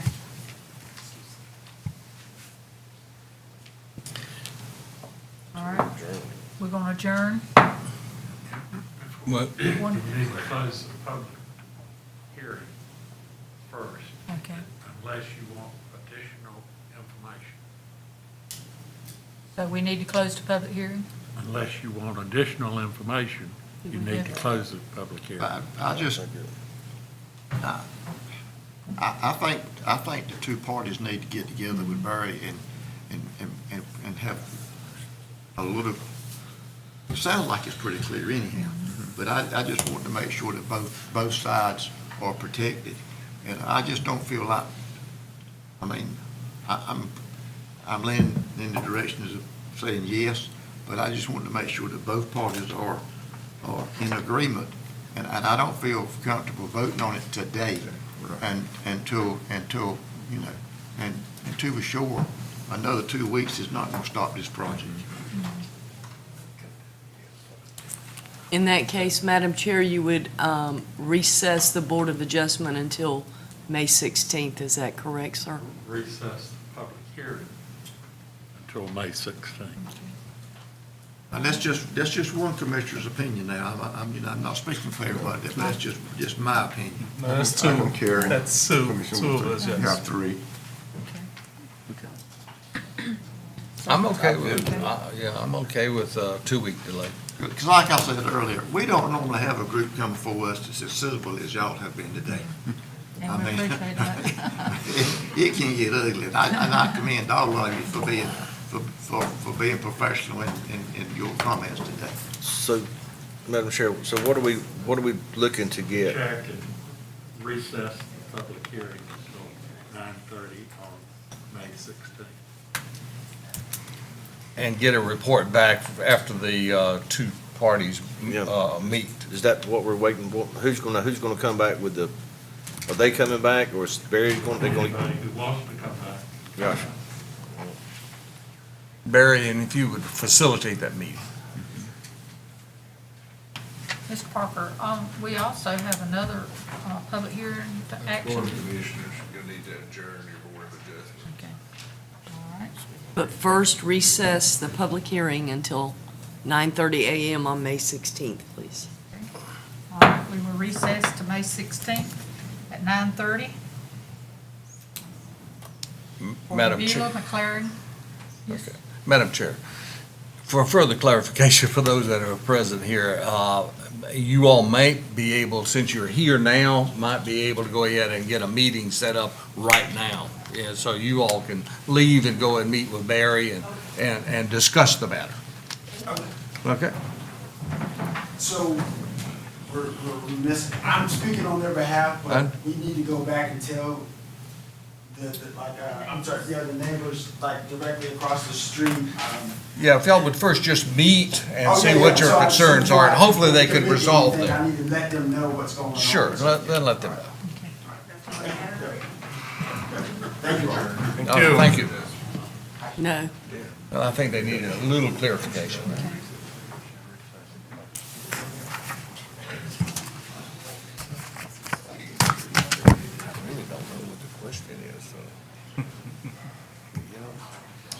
There's gonna be more neighbors in the neighborhood. Want to recess the public hearing and the Board of Adjustment until 9:30 on May 16th. Okay.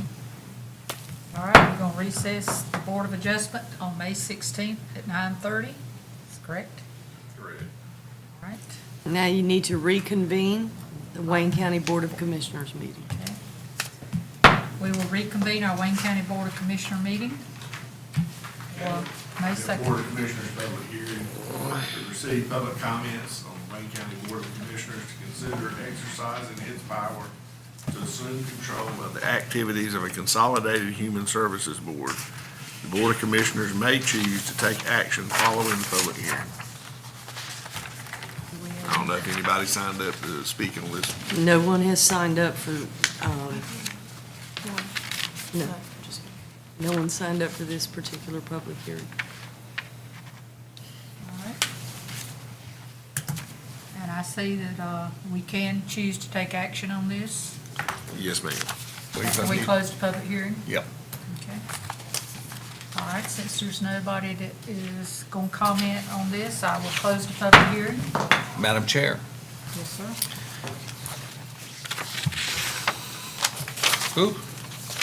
I move that we approve the resolution of the Wayne County Board of Commissioners exercising its power to assume control of the activities of a consolidated human services board. And let me read that. Whereas, as a major legislative goal of the North Carolina Association of County Commissioners has been to obtain legislation that would give all counties in North Carolina the flexibility to organize human services in such a way as to promote efficiency and effectiveness in their administration.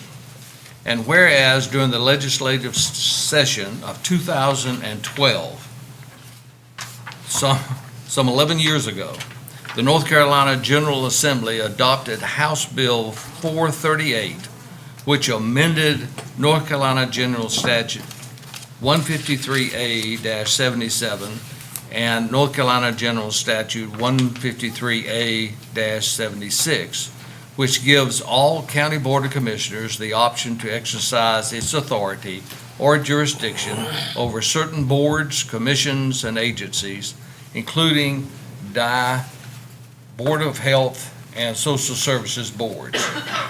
And whereas before the Board of Commissioners may exercise the power and authority contained in North Carolina General Statute 153A-77 to assume the power, responsibilities, and duties of the Consolidated Human Services Board, it must hold a public hearing pursuant to 30 days' notice given in a newspaper of general circulation, which public hearing has been held at this meeting upon notice duly given.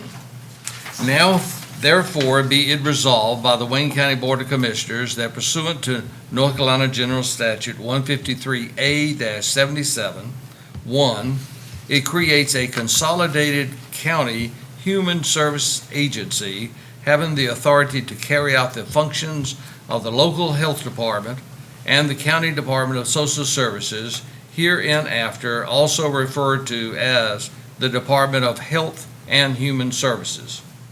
And it creates an advisory committee consistent with the membership described in North Carolina General Statute 130A-35 pursuant to North Carolina General Statute 153A-77A. 3, it consolidates the provisions of human services in Wayne County under the direct control of the Human Services Director appointed and supervised by the county manager in accordance to North Carolina General Statute 153A-77B. 4, that upon adoption of this resolution, any and all financial obligations executed under the authorities of the Board of Health or the Social Services Board shall transfer to the County of Wayne through the Health and Human Services Department effective July 1, 2023, ensuring a smooth transition as a result of the consolidation pursuant to North Carolina General Statute 153A-77. 5, that the Board of Public Health and Social Services Board are hereby abolished at midnight on June 30th, 2023, and the powers and duties of those boards are vested in the Board of Commissioners at midnight on June 30th, 2023. 6, that the Wayne County Department of Health and Human Services staff operate under the personnel policies of Wayne County, subject to all of the requirements of the federal merit personnel system, effective the 2nd day of May of 2023, in witness hereof, Barbara Aycock, Chairwoman, Wayne County Board of Commissioners. Madam Chairman, I do move that we approve that resolution. All right, we have a motion on the floor to approve the Wayne County Board of Commissioners exercising its powers to assume control of the activities of Consolidated Human Services Board. Madam Chair, Yes, sir. just a question for Mr. Parker, Mr. Neal. Y'all have gone over all of the documentation and everything, and, everything that Commissioner Doherty just read. Now, we're in compliance, and just make sure that all of our i's are dotted and our t's are crossed. Yes, sir. There will be some additional things that you would have to do by June 30th, but that will be done.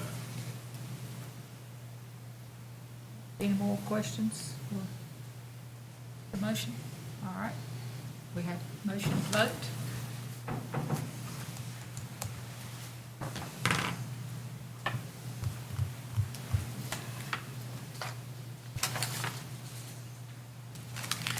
Alrighty, let's move back up to special presentations. Item number 3 is a presentation on Recovery Alive Homes by Chris and Tammy Braswell.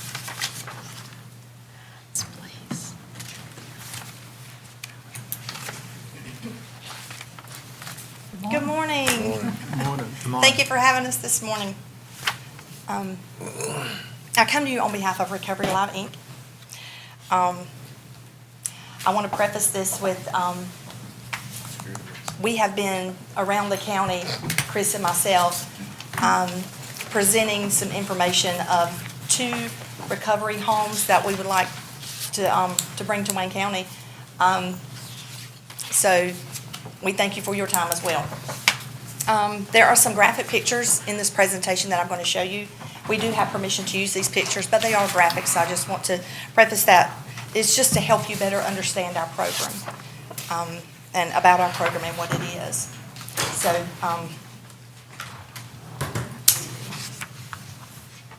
if you just click, there you enter. Just click enter, okay.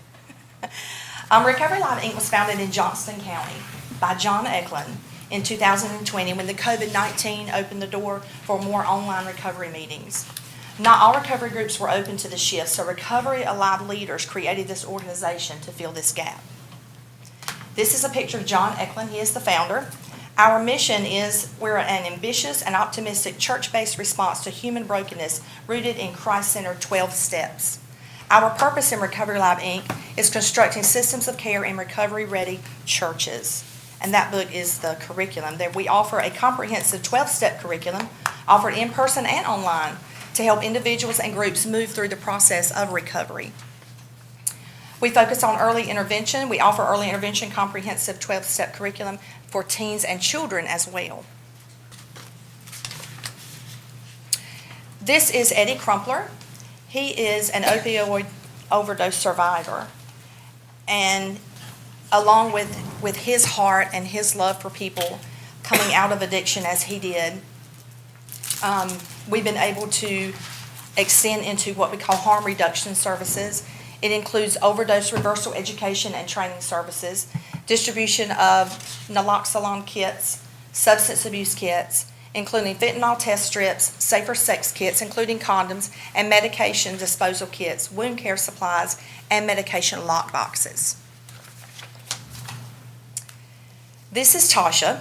She is a friend of mine. She resides in Johnston County, and she is now working for Recovery Alive as the COO. This slide is about, she is a survivor of childhood sexual trauma.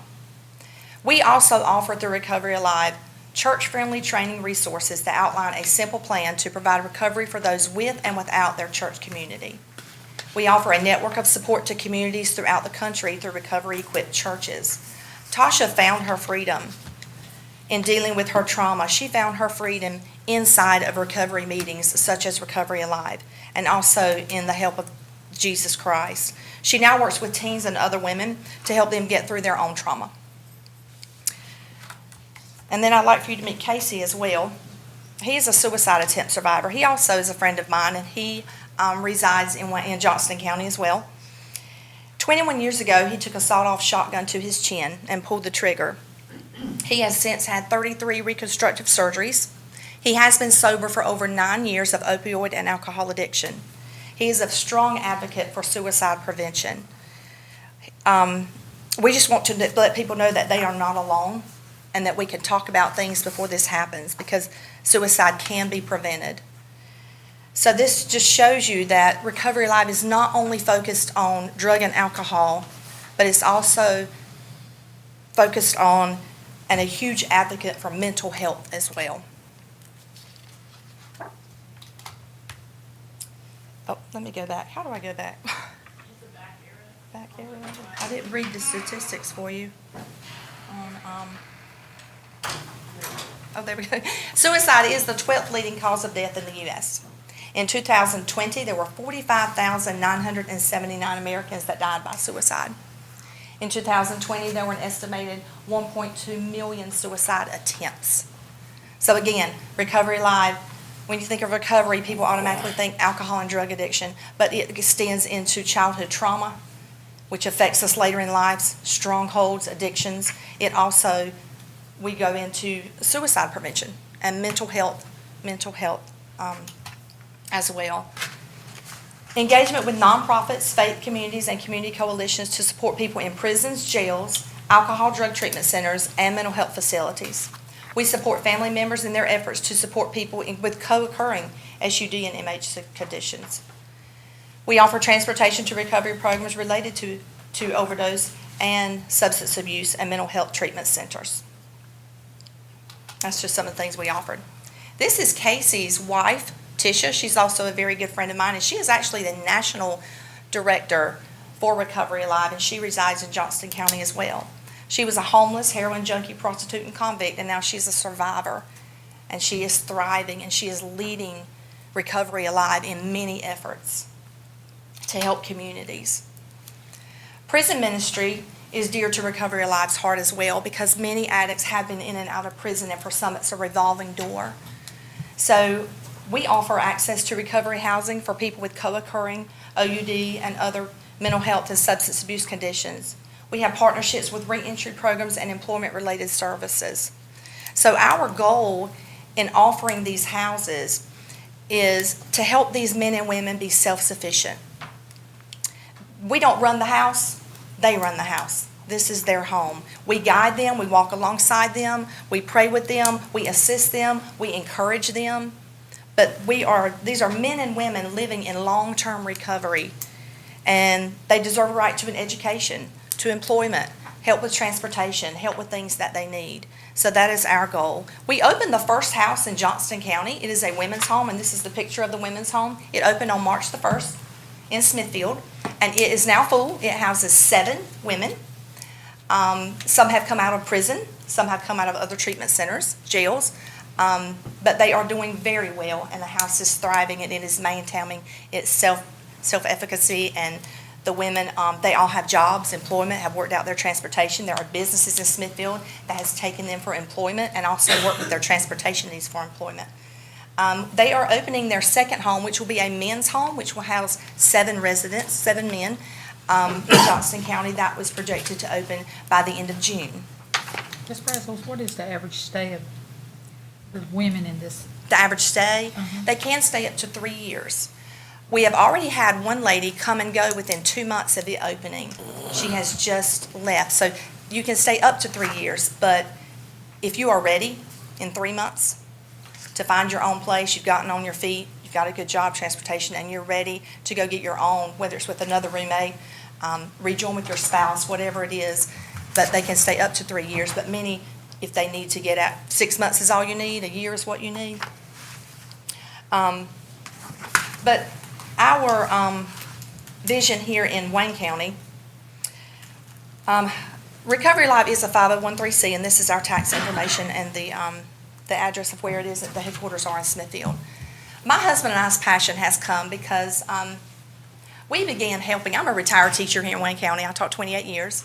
My husband works for the Wayne County Sheriff's Office as well as has a lawn cutting business.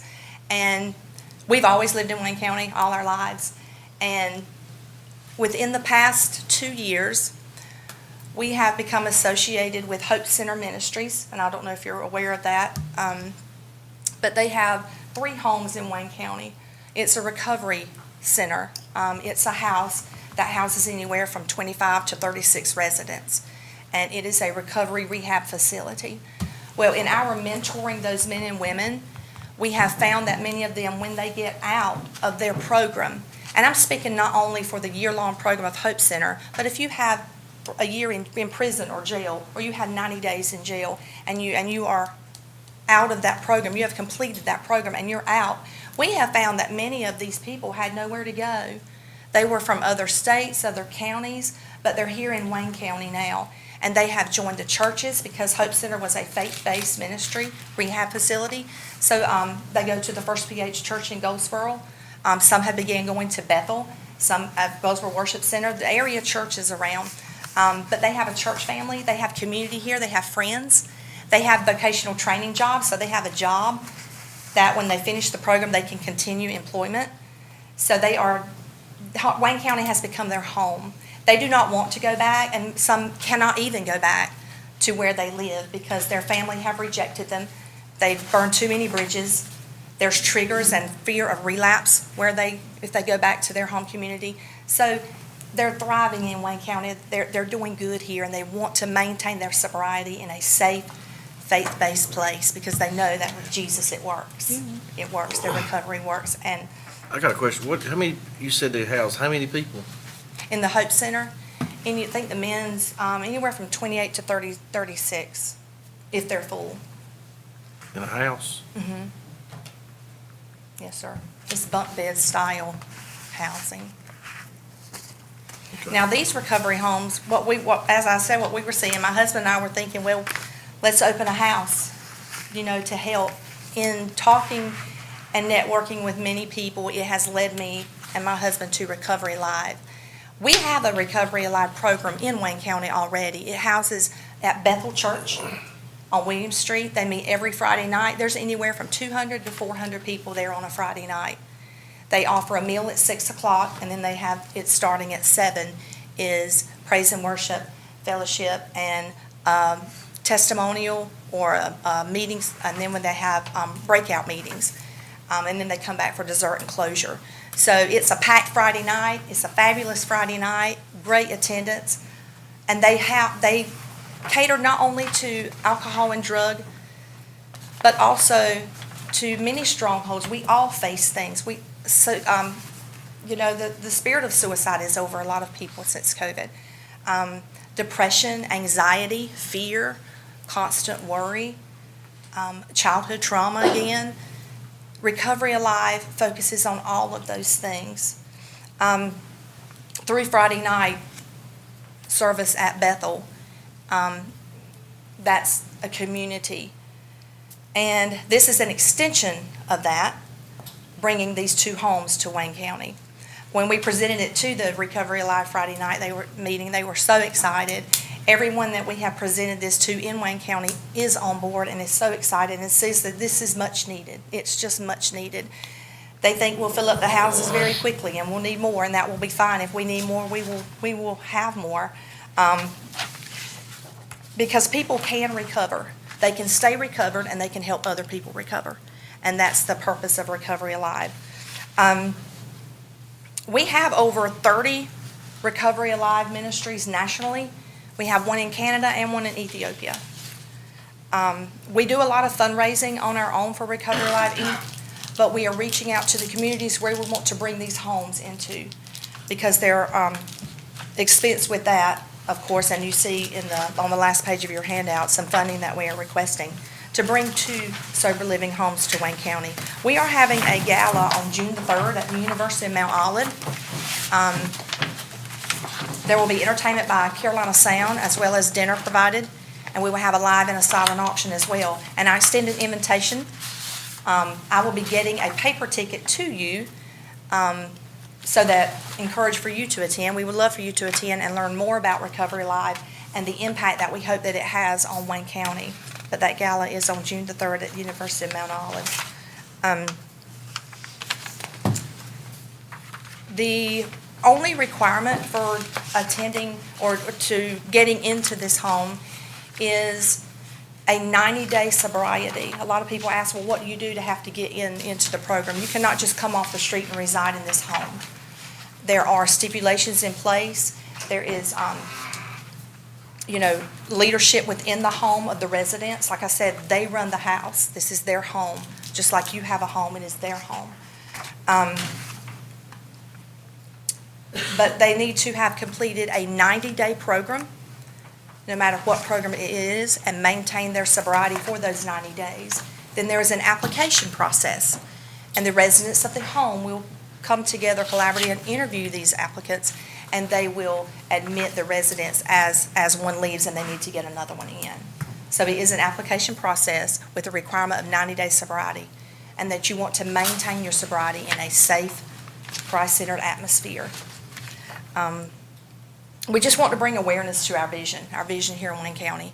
I'm actually traveling with the people of Recovery Live in Smithfield, with the directors, to West Virginia for 5 days in June, to possibly even see about having a mission, a rescue mission here, as well as a 90-day treatment facility, a community center, a drug testing. We could test for Hep C or HIV, the drug center testing, but just to bring more resources to Wayne County, even a shelter. So like I said, we're just bringing awareness to this vision that we have, because our hearts have become aligned with people in recovery who have completed a program. They love Wayne County. This is their home. They have community here, and they would like to stay here, but they need somewhere safe to live, somewhere safe to go until they can get on their feet, get their education, their job, whatever they need, transportation, whatever they need to rejoin society and be a productive member in Wayne County. So my question, one thing is, how can we help Wayne County help others through your help? And how can we access the opioid settlement funding to help programs like this to help others? So yes, we're looking for funding. We would like to, we are looking, a house must be 4-bedroom and 3-bath, or we have the option to build. We do have investors to come along to build as well. And if we are able to build a house, it would be the replica for the nation. They want the Wayne County house that is built to be the model home for the rest of the nation. Because they are going to offer these homes to be constructed in every county across the nation that has a Recovery Live program at a church or wherever, a Recovery Live program. So we are projected to open our first house, which will be a women's house. It is projected to open by the end of June, and we are projected to open our men's house by December. So that's our timeline for this year. So, Any questions? Sure, Madam Chair. My question for you is, these homes, they're gonna be in Goldsboro, in the Goldsboro area? yes, Wayne County. Have you gotten approval from Goldsboro, the city of Goldsboro? Because a lot of communities, they're kind of resistant, unfortunately, to some things. Well, and these homes are not advertised as, and our national director, Tisha, could not come this morning, but she's the one to answer that question. And I had a feeling it might be asked this morning when I was sitting back there. These homes under, I cannot remember, this is like one of their technical questions, but it is not going to be advertised, or it even needs to be known as a recovery home. According to some stipulations, and again, I don't know the correct answer, the full answer to this. I only know to regurgitate bits and pieces, but I can find that correct answer. Sure. I can find it out very quickly with a phone call to her, but there's no guidelines, I guess you'd say, come help me with this. These houses fall under a single home dwelling, just like you would have a mother, a father, and 3 children. It was just a home. This is a home. It's not a recovery home. It's not a rehab facility. It's just a home with 7 people living as roommates. Commissioner Williams, state statute protects those homes. Yes. As long as they meet the zoning requirements of the community. They do. The house would be self-ran. Yeah. Self. Self-rent. There's no business entity attached to it. It will be self-rent. They will pay rent. The residents pay rent. They pay their bills. It is self-rented by them. Thank you. Commissioner Aycock, please. Tammy, is that kind of similar to the one that's on Buck Swamp Road? The one on Buck Swamp is the Hope Center home. Right. That I was involved with, yes, as a mentor, Bible study leader there. And So I've got to be. it is I've got to different. be careful what I say because I know Tammy. Well, it is different in that is a rehab facility. It is a recovery home, and you can stay there up to a year. This home is not a rehab or a recovery home. It is not. It is a sober living transitional home. It's a transitional home for you to leave a program such as that and stay for however long you need to get on your feet. As you stated before, the residents that would go into the home will have to complete at least a 90-day treatment program. They may get that from jail, prison, a rehab facility. You know, the Hope Center is a year-long program. So we might get residents from Hope Center. But like she said, the home, they've already completed the recovery program. They just need a safe place to come and get up on their feet. That's why it's a transition home. But we have resources through Recovery Alive meetings and different things like that for the men and women to maintain their sobriety. That's the whole objective of this, is to stay sober. Madam Chair. Yes, sir. I agree there's a need, great need. And I would probably refer you over to our committee that we've established to actually make your presentation to the opioid recovery committee that's going to be designating dollars out. So if you leave your contact information with the clerk, I'm sure she'll let you know when that meeting would occur, and you can certainly make that presentation to them. Okay. But thanks for the presentation today. And like I said, I have not seen Tammy in the capacity that she's talking now, but I have seen her in the capacity with young children and all, and really hated to see her leave. Well, thank you for what you're doing for the community. Thank It's a you. service We have that's been well called to needed. this ministry, and our hearts are there, and it's just. I can we see just the really, passion. Really want to see Thanks. this come to fruition, and we're so excited. And I do extend an That's why she's invitation speaking, again. because I get emotional if I I do extend an invitation to our gala on June 3rd. You will be receiving tickets, and we hope that you can attend. Thank you. Thank you for your time and your Thank you so interest much. with this, Thank and you. your support. Have y'all been connected with Carl in any way? A coalition, local coalition? Yes, With Michelle Bass? I have met with her. Okay. Yes, we have met with Michelle, and they are aware. And that's what we've been doing, spreading the word through the community that these homes are coming in. We're going to be getting the applications to the COM, to the prisons, to the probation officers, to the court systems, to give out these applications when they are leaving a facility, a program, to get the application in these people's hands. Here's somewhere for you to go. You need somewhere to go. I'm your probation officer, I'll help you. Let's do this application. This is one resource. We're just a resource for people here in Wayne. Great. Thank you. Thank you. Thank you. Both. Thank you.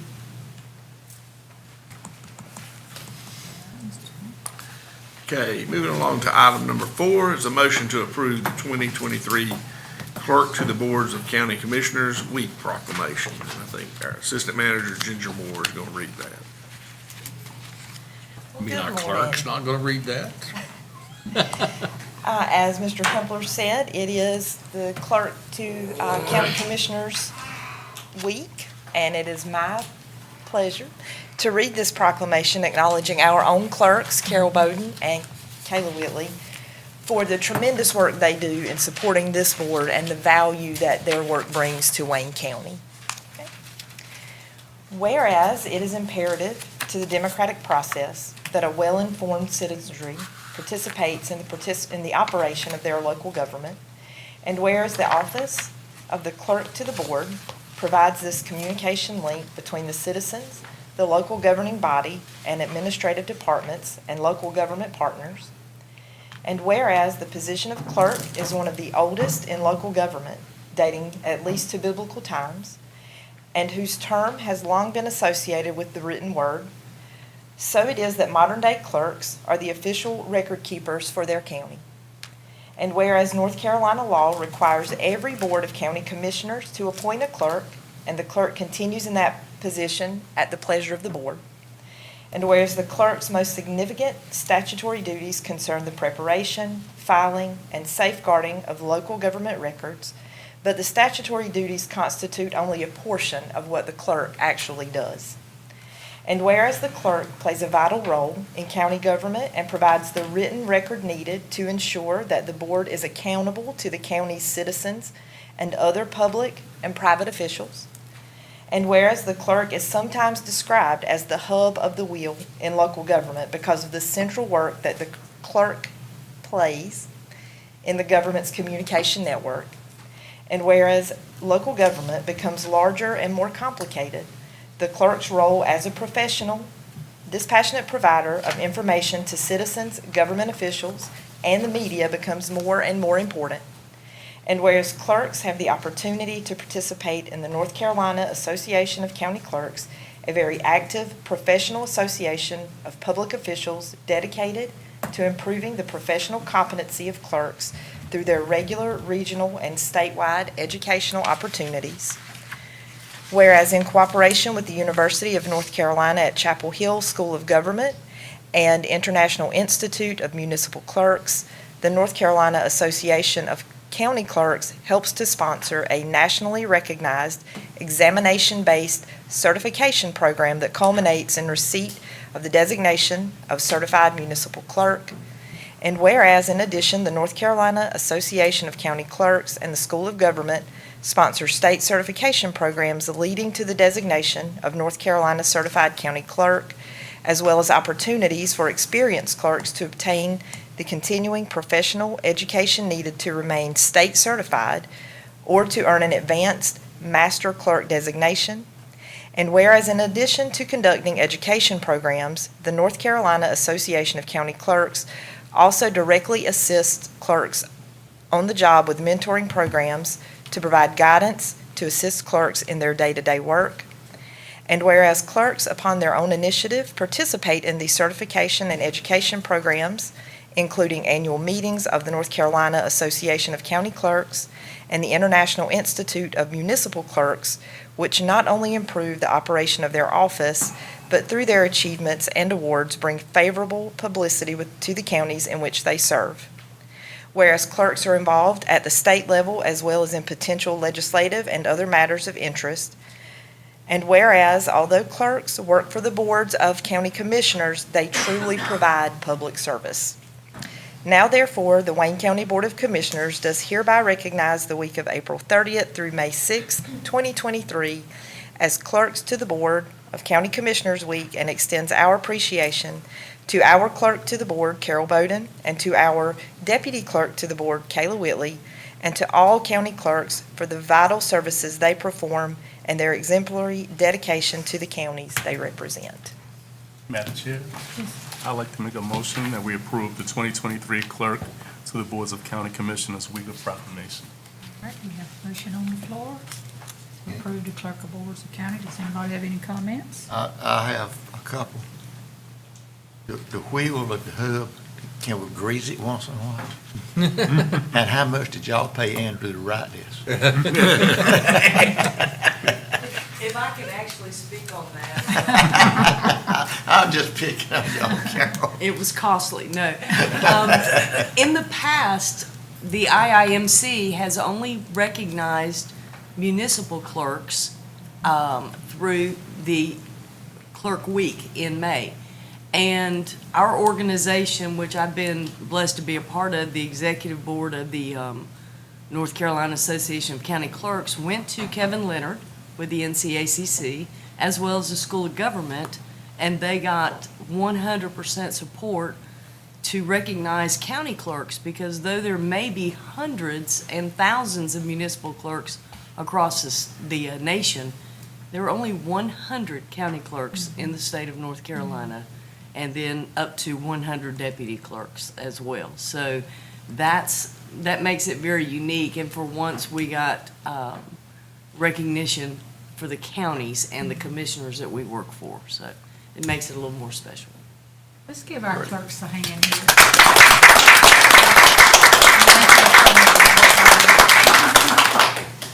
Thank you.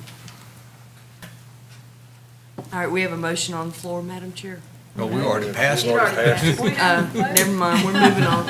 My apologies. We voted while you were talking. Thank you. Moving on to unfinished business. Item number 6, we have a motion to approve the First Amendment to purchase and sale agreement with SunTree Snack Foods LLC.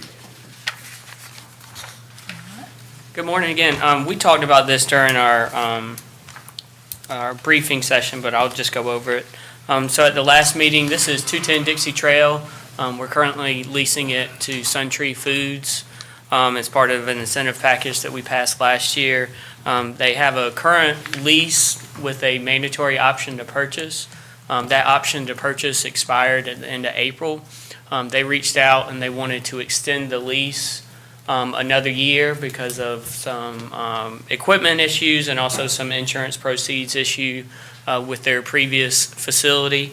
So at your last meeting, you agreed to extend the lease subject to some additional conditions, one of which was that the purchase price was lowered to $2.1 million. That represented some needs on HVAC repairs that were needed in the building, that they would be, it would be extended out 1 year at $18,000 a month. They would receive credit for 2 months of that rent at closing, and then also they would take over all maintenance of the building moving forward in the additional year.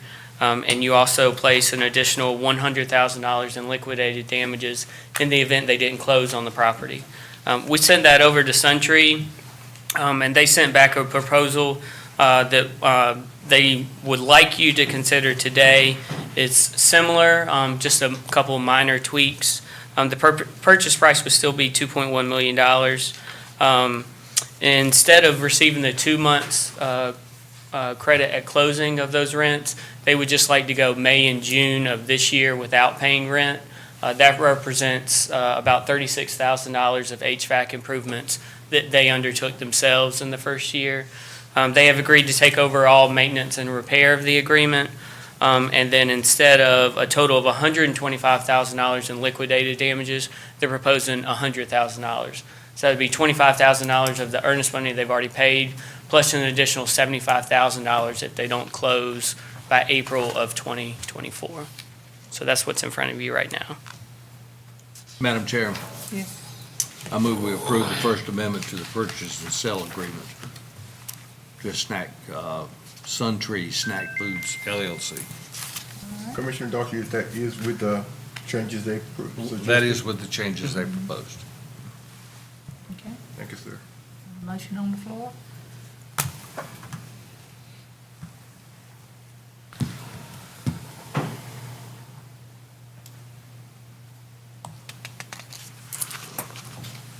Thank you, Commissioner Archer.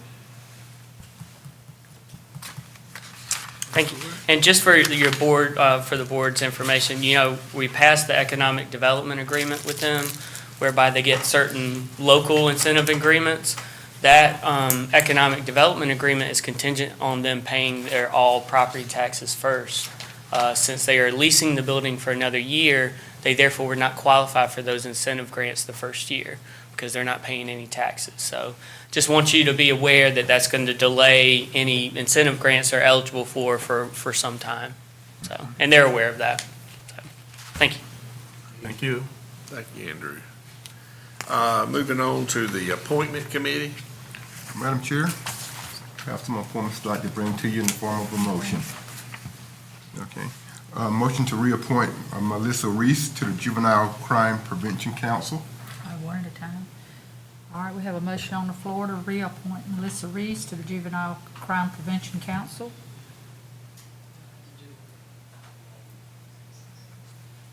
You'll have to raise your hands, just because they're individual, we don't have. All right. Okay.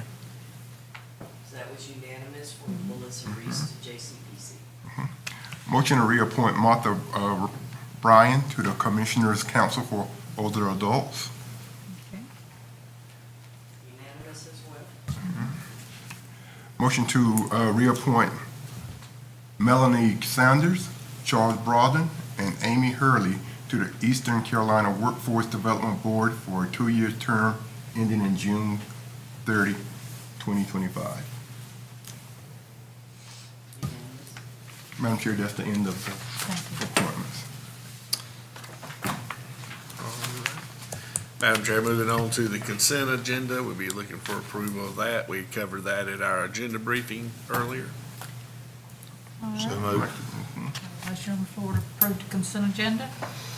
Who made the motion? Wayne, Commissioner Eckhart.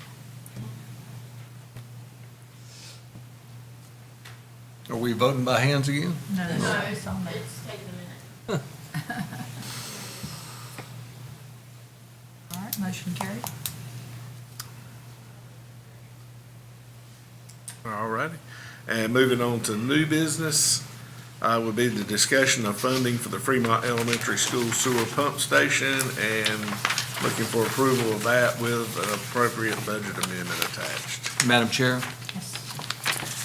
I move to award the contract for the Fremont Elementary School pump station to KBS Construction, subject to, can't read your writing. Appropriate funding amendment? No, Let me see what it looks like. subject to documentation from Pinnacle Architects and Municipal Engineering that the station is designed adequately for the futures of the school, future school. I also move that the contract be funded with county ARP funds and be executed subject to the county attorney's approval and the appropriate budget amendment. So you just told everybody you didn't write that motion. Well, I definitely did not write that. Y'all need to write a little clearer. And I- Do we, Madam Chair? Yes. I thought we were gonna have a little Yes, bit of we are. That conversation was from next. Kendall. Sir? Mr. Lee, we would like to ask you some questions. Yes, ma'am. Explain. Yeah. Explain how it runs, where the lines are, which way it went. and Sure, that kind of sure. stuff. Yeah, last week I met with the contractor, Daniels and Daniels Construction, on the sewer, because they're actually waiting for this pump station as well. They've got the drain lines run from the school as they were drawn, and I know everybody's familiar with the school, the front of the school is facing 222. The drain lines come out of the school towards 222 and then turn to go back towards 795. The manhole that it dumps into is on the opposite side of the property, completely confusing. But, so basically it's going to drain gravity towards 795 and then it'll put a pump station and pump it right back by those same lines into the manhole that's on school property. So it's gravity fed out to its 222.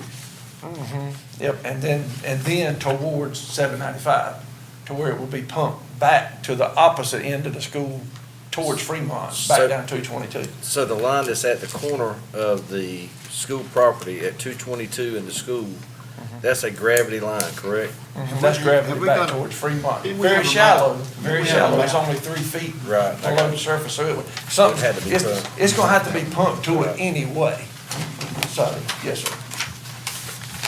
Well, But anyway, that's what I say, like I said, if all of those lines are in, I mean, they're literally waiting to put it into the pump station whenever it's built.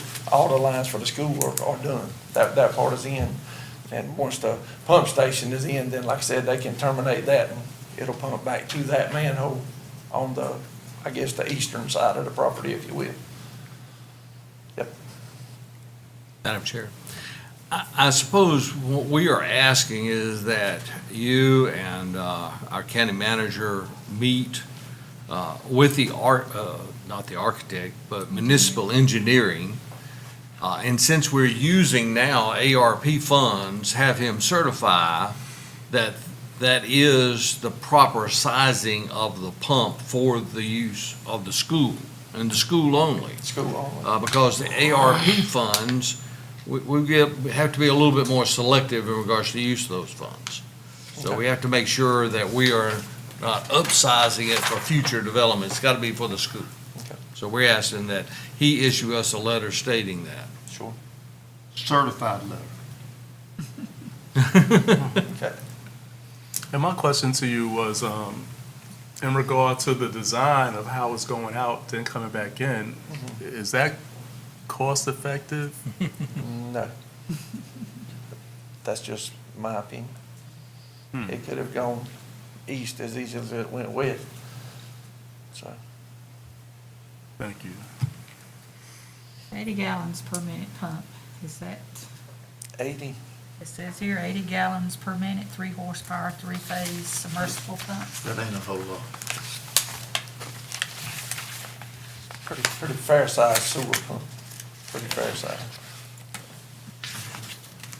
We could look, we've got some at other locations, there's one at Spring Creek, the new Spring Creek School, we got some at the new Grantham schools, we could sort of compare what's at those. Yeah, that's what I was wondering, are we in comparison with those other schools? We could do that, we could Because look this at pump those. 80 gallons per minute, so. We could But see you don't what's- remember what they are, right? I don't, I'll do some checking up. I've got the documentation, I can check. Okay, thank you. Thank you, sir.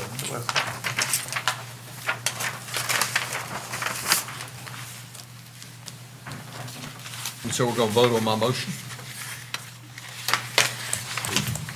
Do we have any more comments? Yeah, do you have any more comments?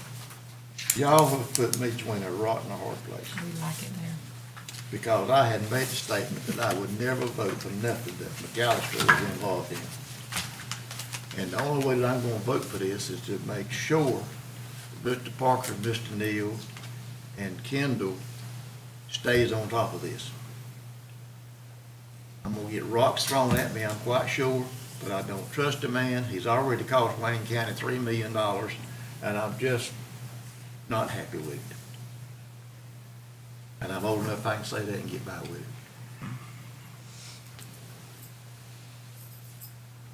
All right.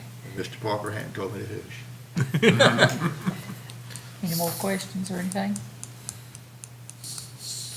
All right, you can vote.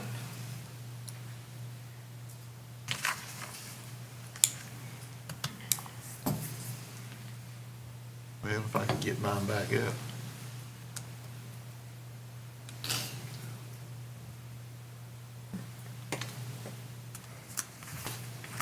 I started to need that picture on there.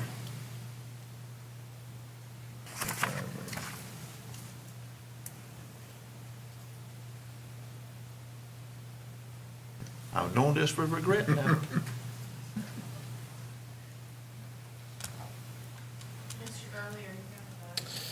Yeah, I'm doing the Joe Gurley Rub right now. I've expressed mine, you express yours. Well, I'm all about planning for the future, but not on the county dime, when it don't affect us. But I'm doing it for the school's sake, not. We're doing it for the children.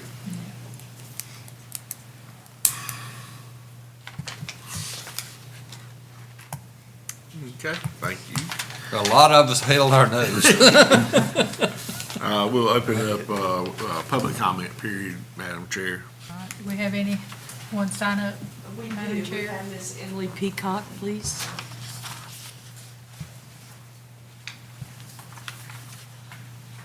Good morning. I knew you were here for a reason. Well, I think you have already declared that this is May Mental Health Month, and we want to thank you for that. But I did want to give the opportunity, because it is May, and also introduce Shirley Edwards, who's also on our board, who represents part of this. I would like to give you some thoughts, too, to hand this to Carol at some point, so she can, this is also the new number for suicide prevention, that we'd like for you to display too somewhere so that people will know there's a direct line that they can call when they need, and it's more accessible. You hadn't got to remember all these other numbers like we used to. This year, we are looking at look around and look within, taking time to reflect what your neighborhood and what you're doing. And with that, I will give to Carol some magnets that tell you to reflect, slow down, pay attention to the present moment, focus on the rhythm of your breath, notice how your body feels, observe your thoughts, and then let them go.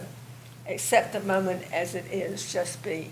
We know we're facing a lot of issues all over the world and in our local community, but we need to take time to reflect and improve our mental health. So thank you for your support, and as I say, I will hand this over to Carol.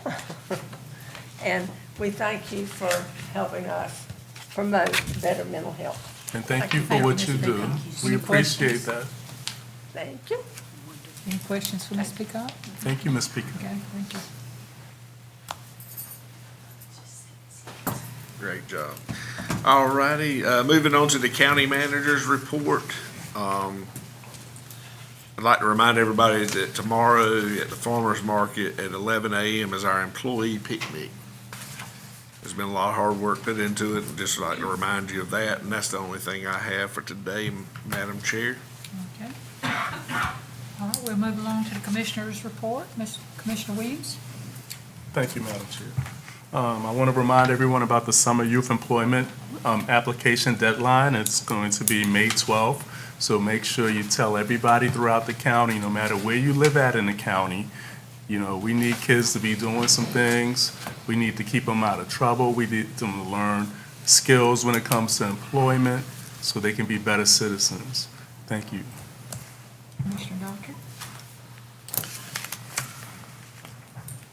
Today, this board was able to approve the consolidation of our DSS and health departments. I remember some 11 years ago, as a new commissioner, taking up that very issue, and we at that board wanted to go ahead and do that at that time. And for whatever reason, it's just been put off. Now, I know that wheels of government run slowly, but this is an example of it. It's a good thing. It's a real good thing because it will give a better delivery of services, in my opinion, to the citizens of Wayne County. And I think it's a good timing in that we're building a new DSS Health Department building, so we can definitely consolidate those efforts together. So I thank this board for its actions, and I think we're going to get good things moving forward.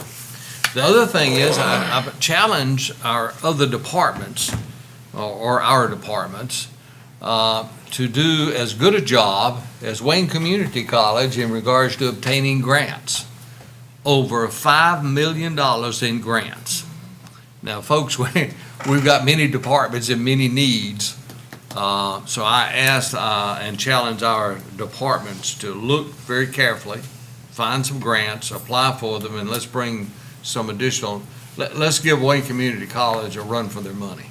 Thank you, Madam Chair. Thank you, ma'am. I think most of the commissioners attended the, we call it eggs and whatever. There you go. The Chamber of Commerce discussion that on things that affect the county and the city. I enjoyed it, although I think for most of the questions were a little open-ended, not really a direct answer for them. But either though we did our best, I think, Ms. Barbara, myself, representing the county commissioners. Also, it's paving season, so please be patient with our paving contractors. Remember, a little wait now, make a smoother ride later, hopefully. The work is slowly progressing on William Street. You'll see more and more work coming up in the next couple of months on Waymore Drive as well as Berkeley Boulevard. Our DOT is working on some other paving issues. We're actually in the process of trying to finish last year's contract, because most time when it gets below 50 degrees, they don't pave. So we're trying to finish up those. And I talked to Luther, and I think they're signing the contracts on next year's stuff. I went in the next 30, 45 days. That being said, I'll put another plug in for our volunteer services. We need all the volunteers we can get in the fire service. It's a much needed service that we all the citizens require to keep our homeowners insurance as low as possible. So I would encourage you to volunteer as a volunteer firefighter, men, women, young, old, doesn't matter. We got jobs for all of the above. So visit one of your local fire departments that you community live in. Thank you, ma'am. Commissioner Parson? Okay, thank you, ma'am. Commissioner Aycock. Anyhow, I'd like to take this. For last.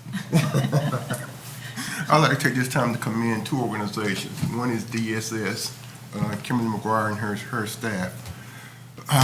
What they do for the citizens of this county, especially the kids, goes unrewarded. They're dedicated individuals, and so keep them in your prayer, because what they are doing, they're under a lot of stress for just trying to bring some safety to the kids and to some of our adults. The second organization is East Point. I know, I say a lot of citizens, and myself included at one time, we don't know enough about East Point, what they do, and so on and so forth. But they're really under a lot of stress to help the mentally ill here in Wayne County and several other counties. So, again, I commend that staff, and that is Sarah Shaw, who's head of that organization.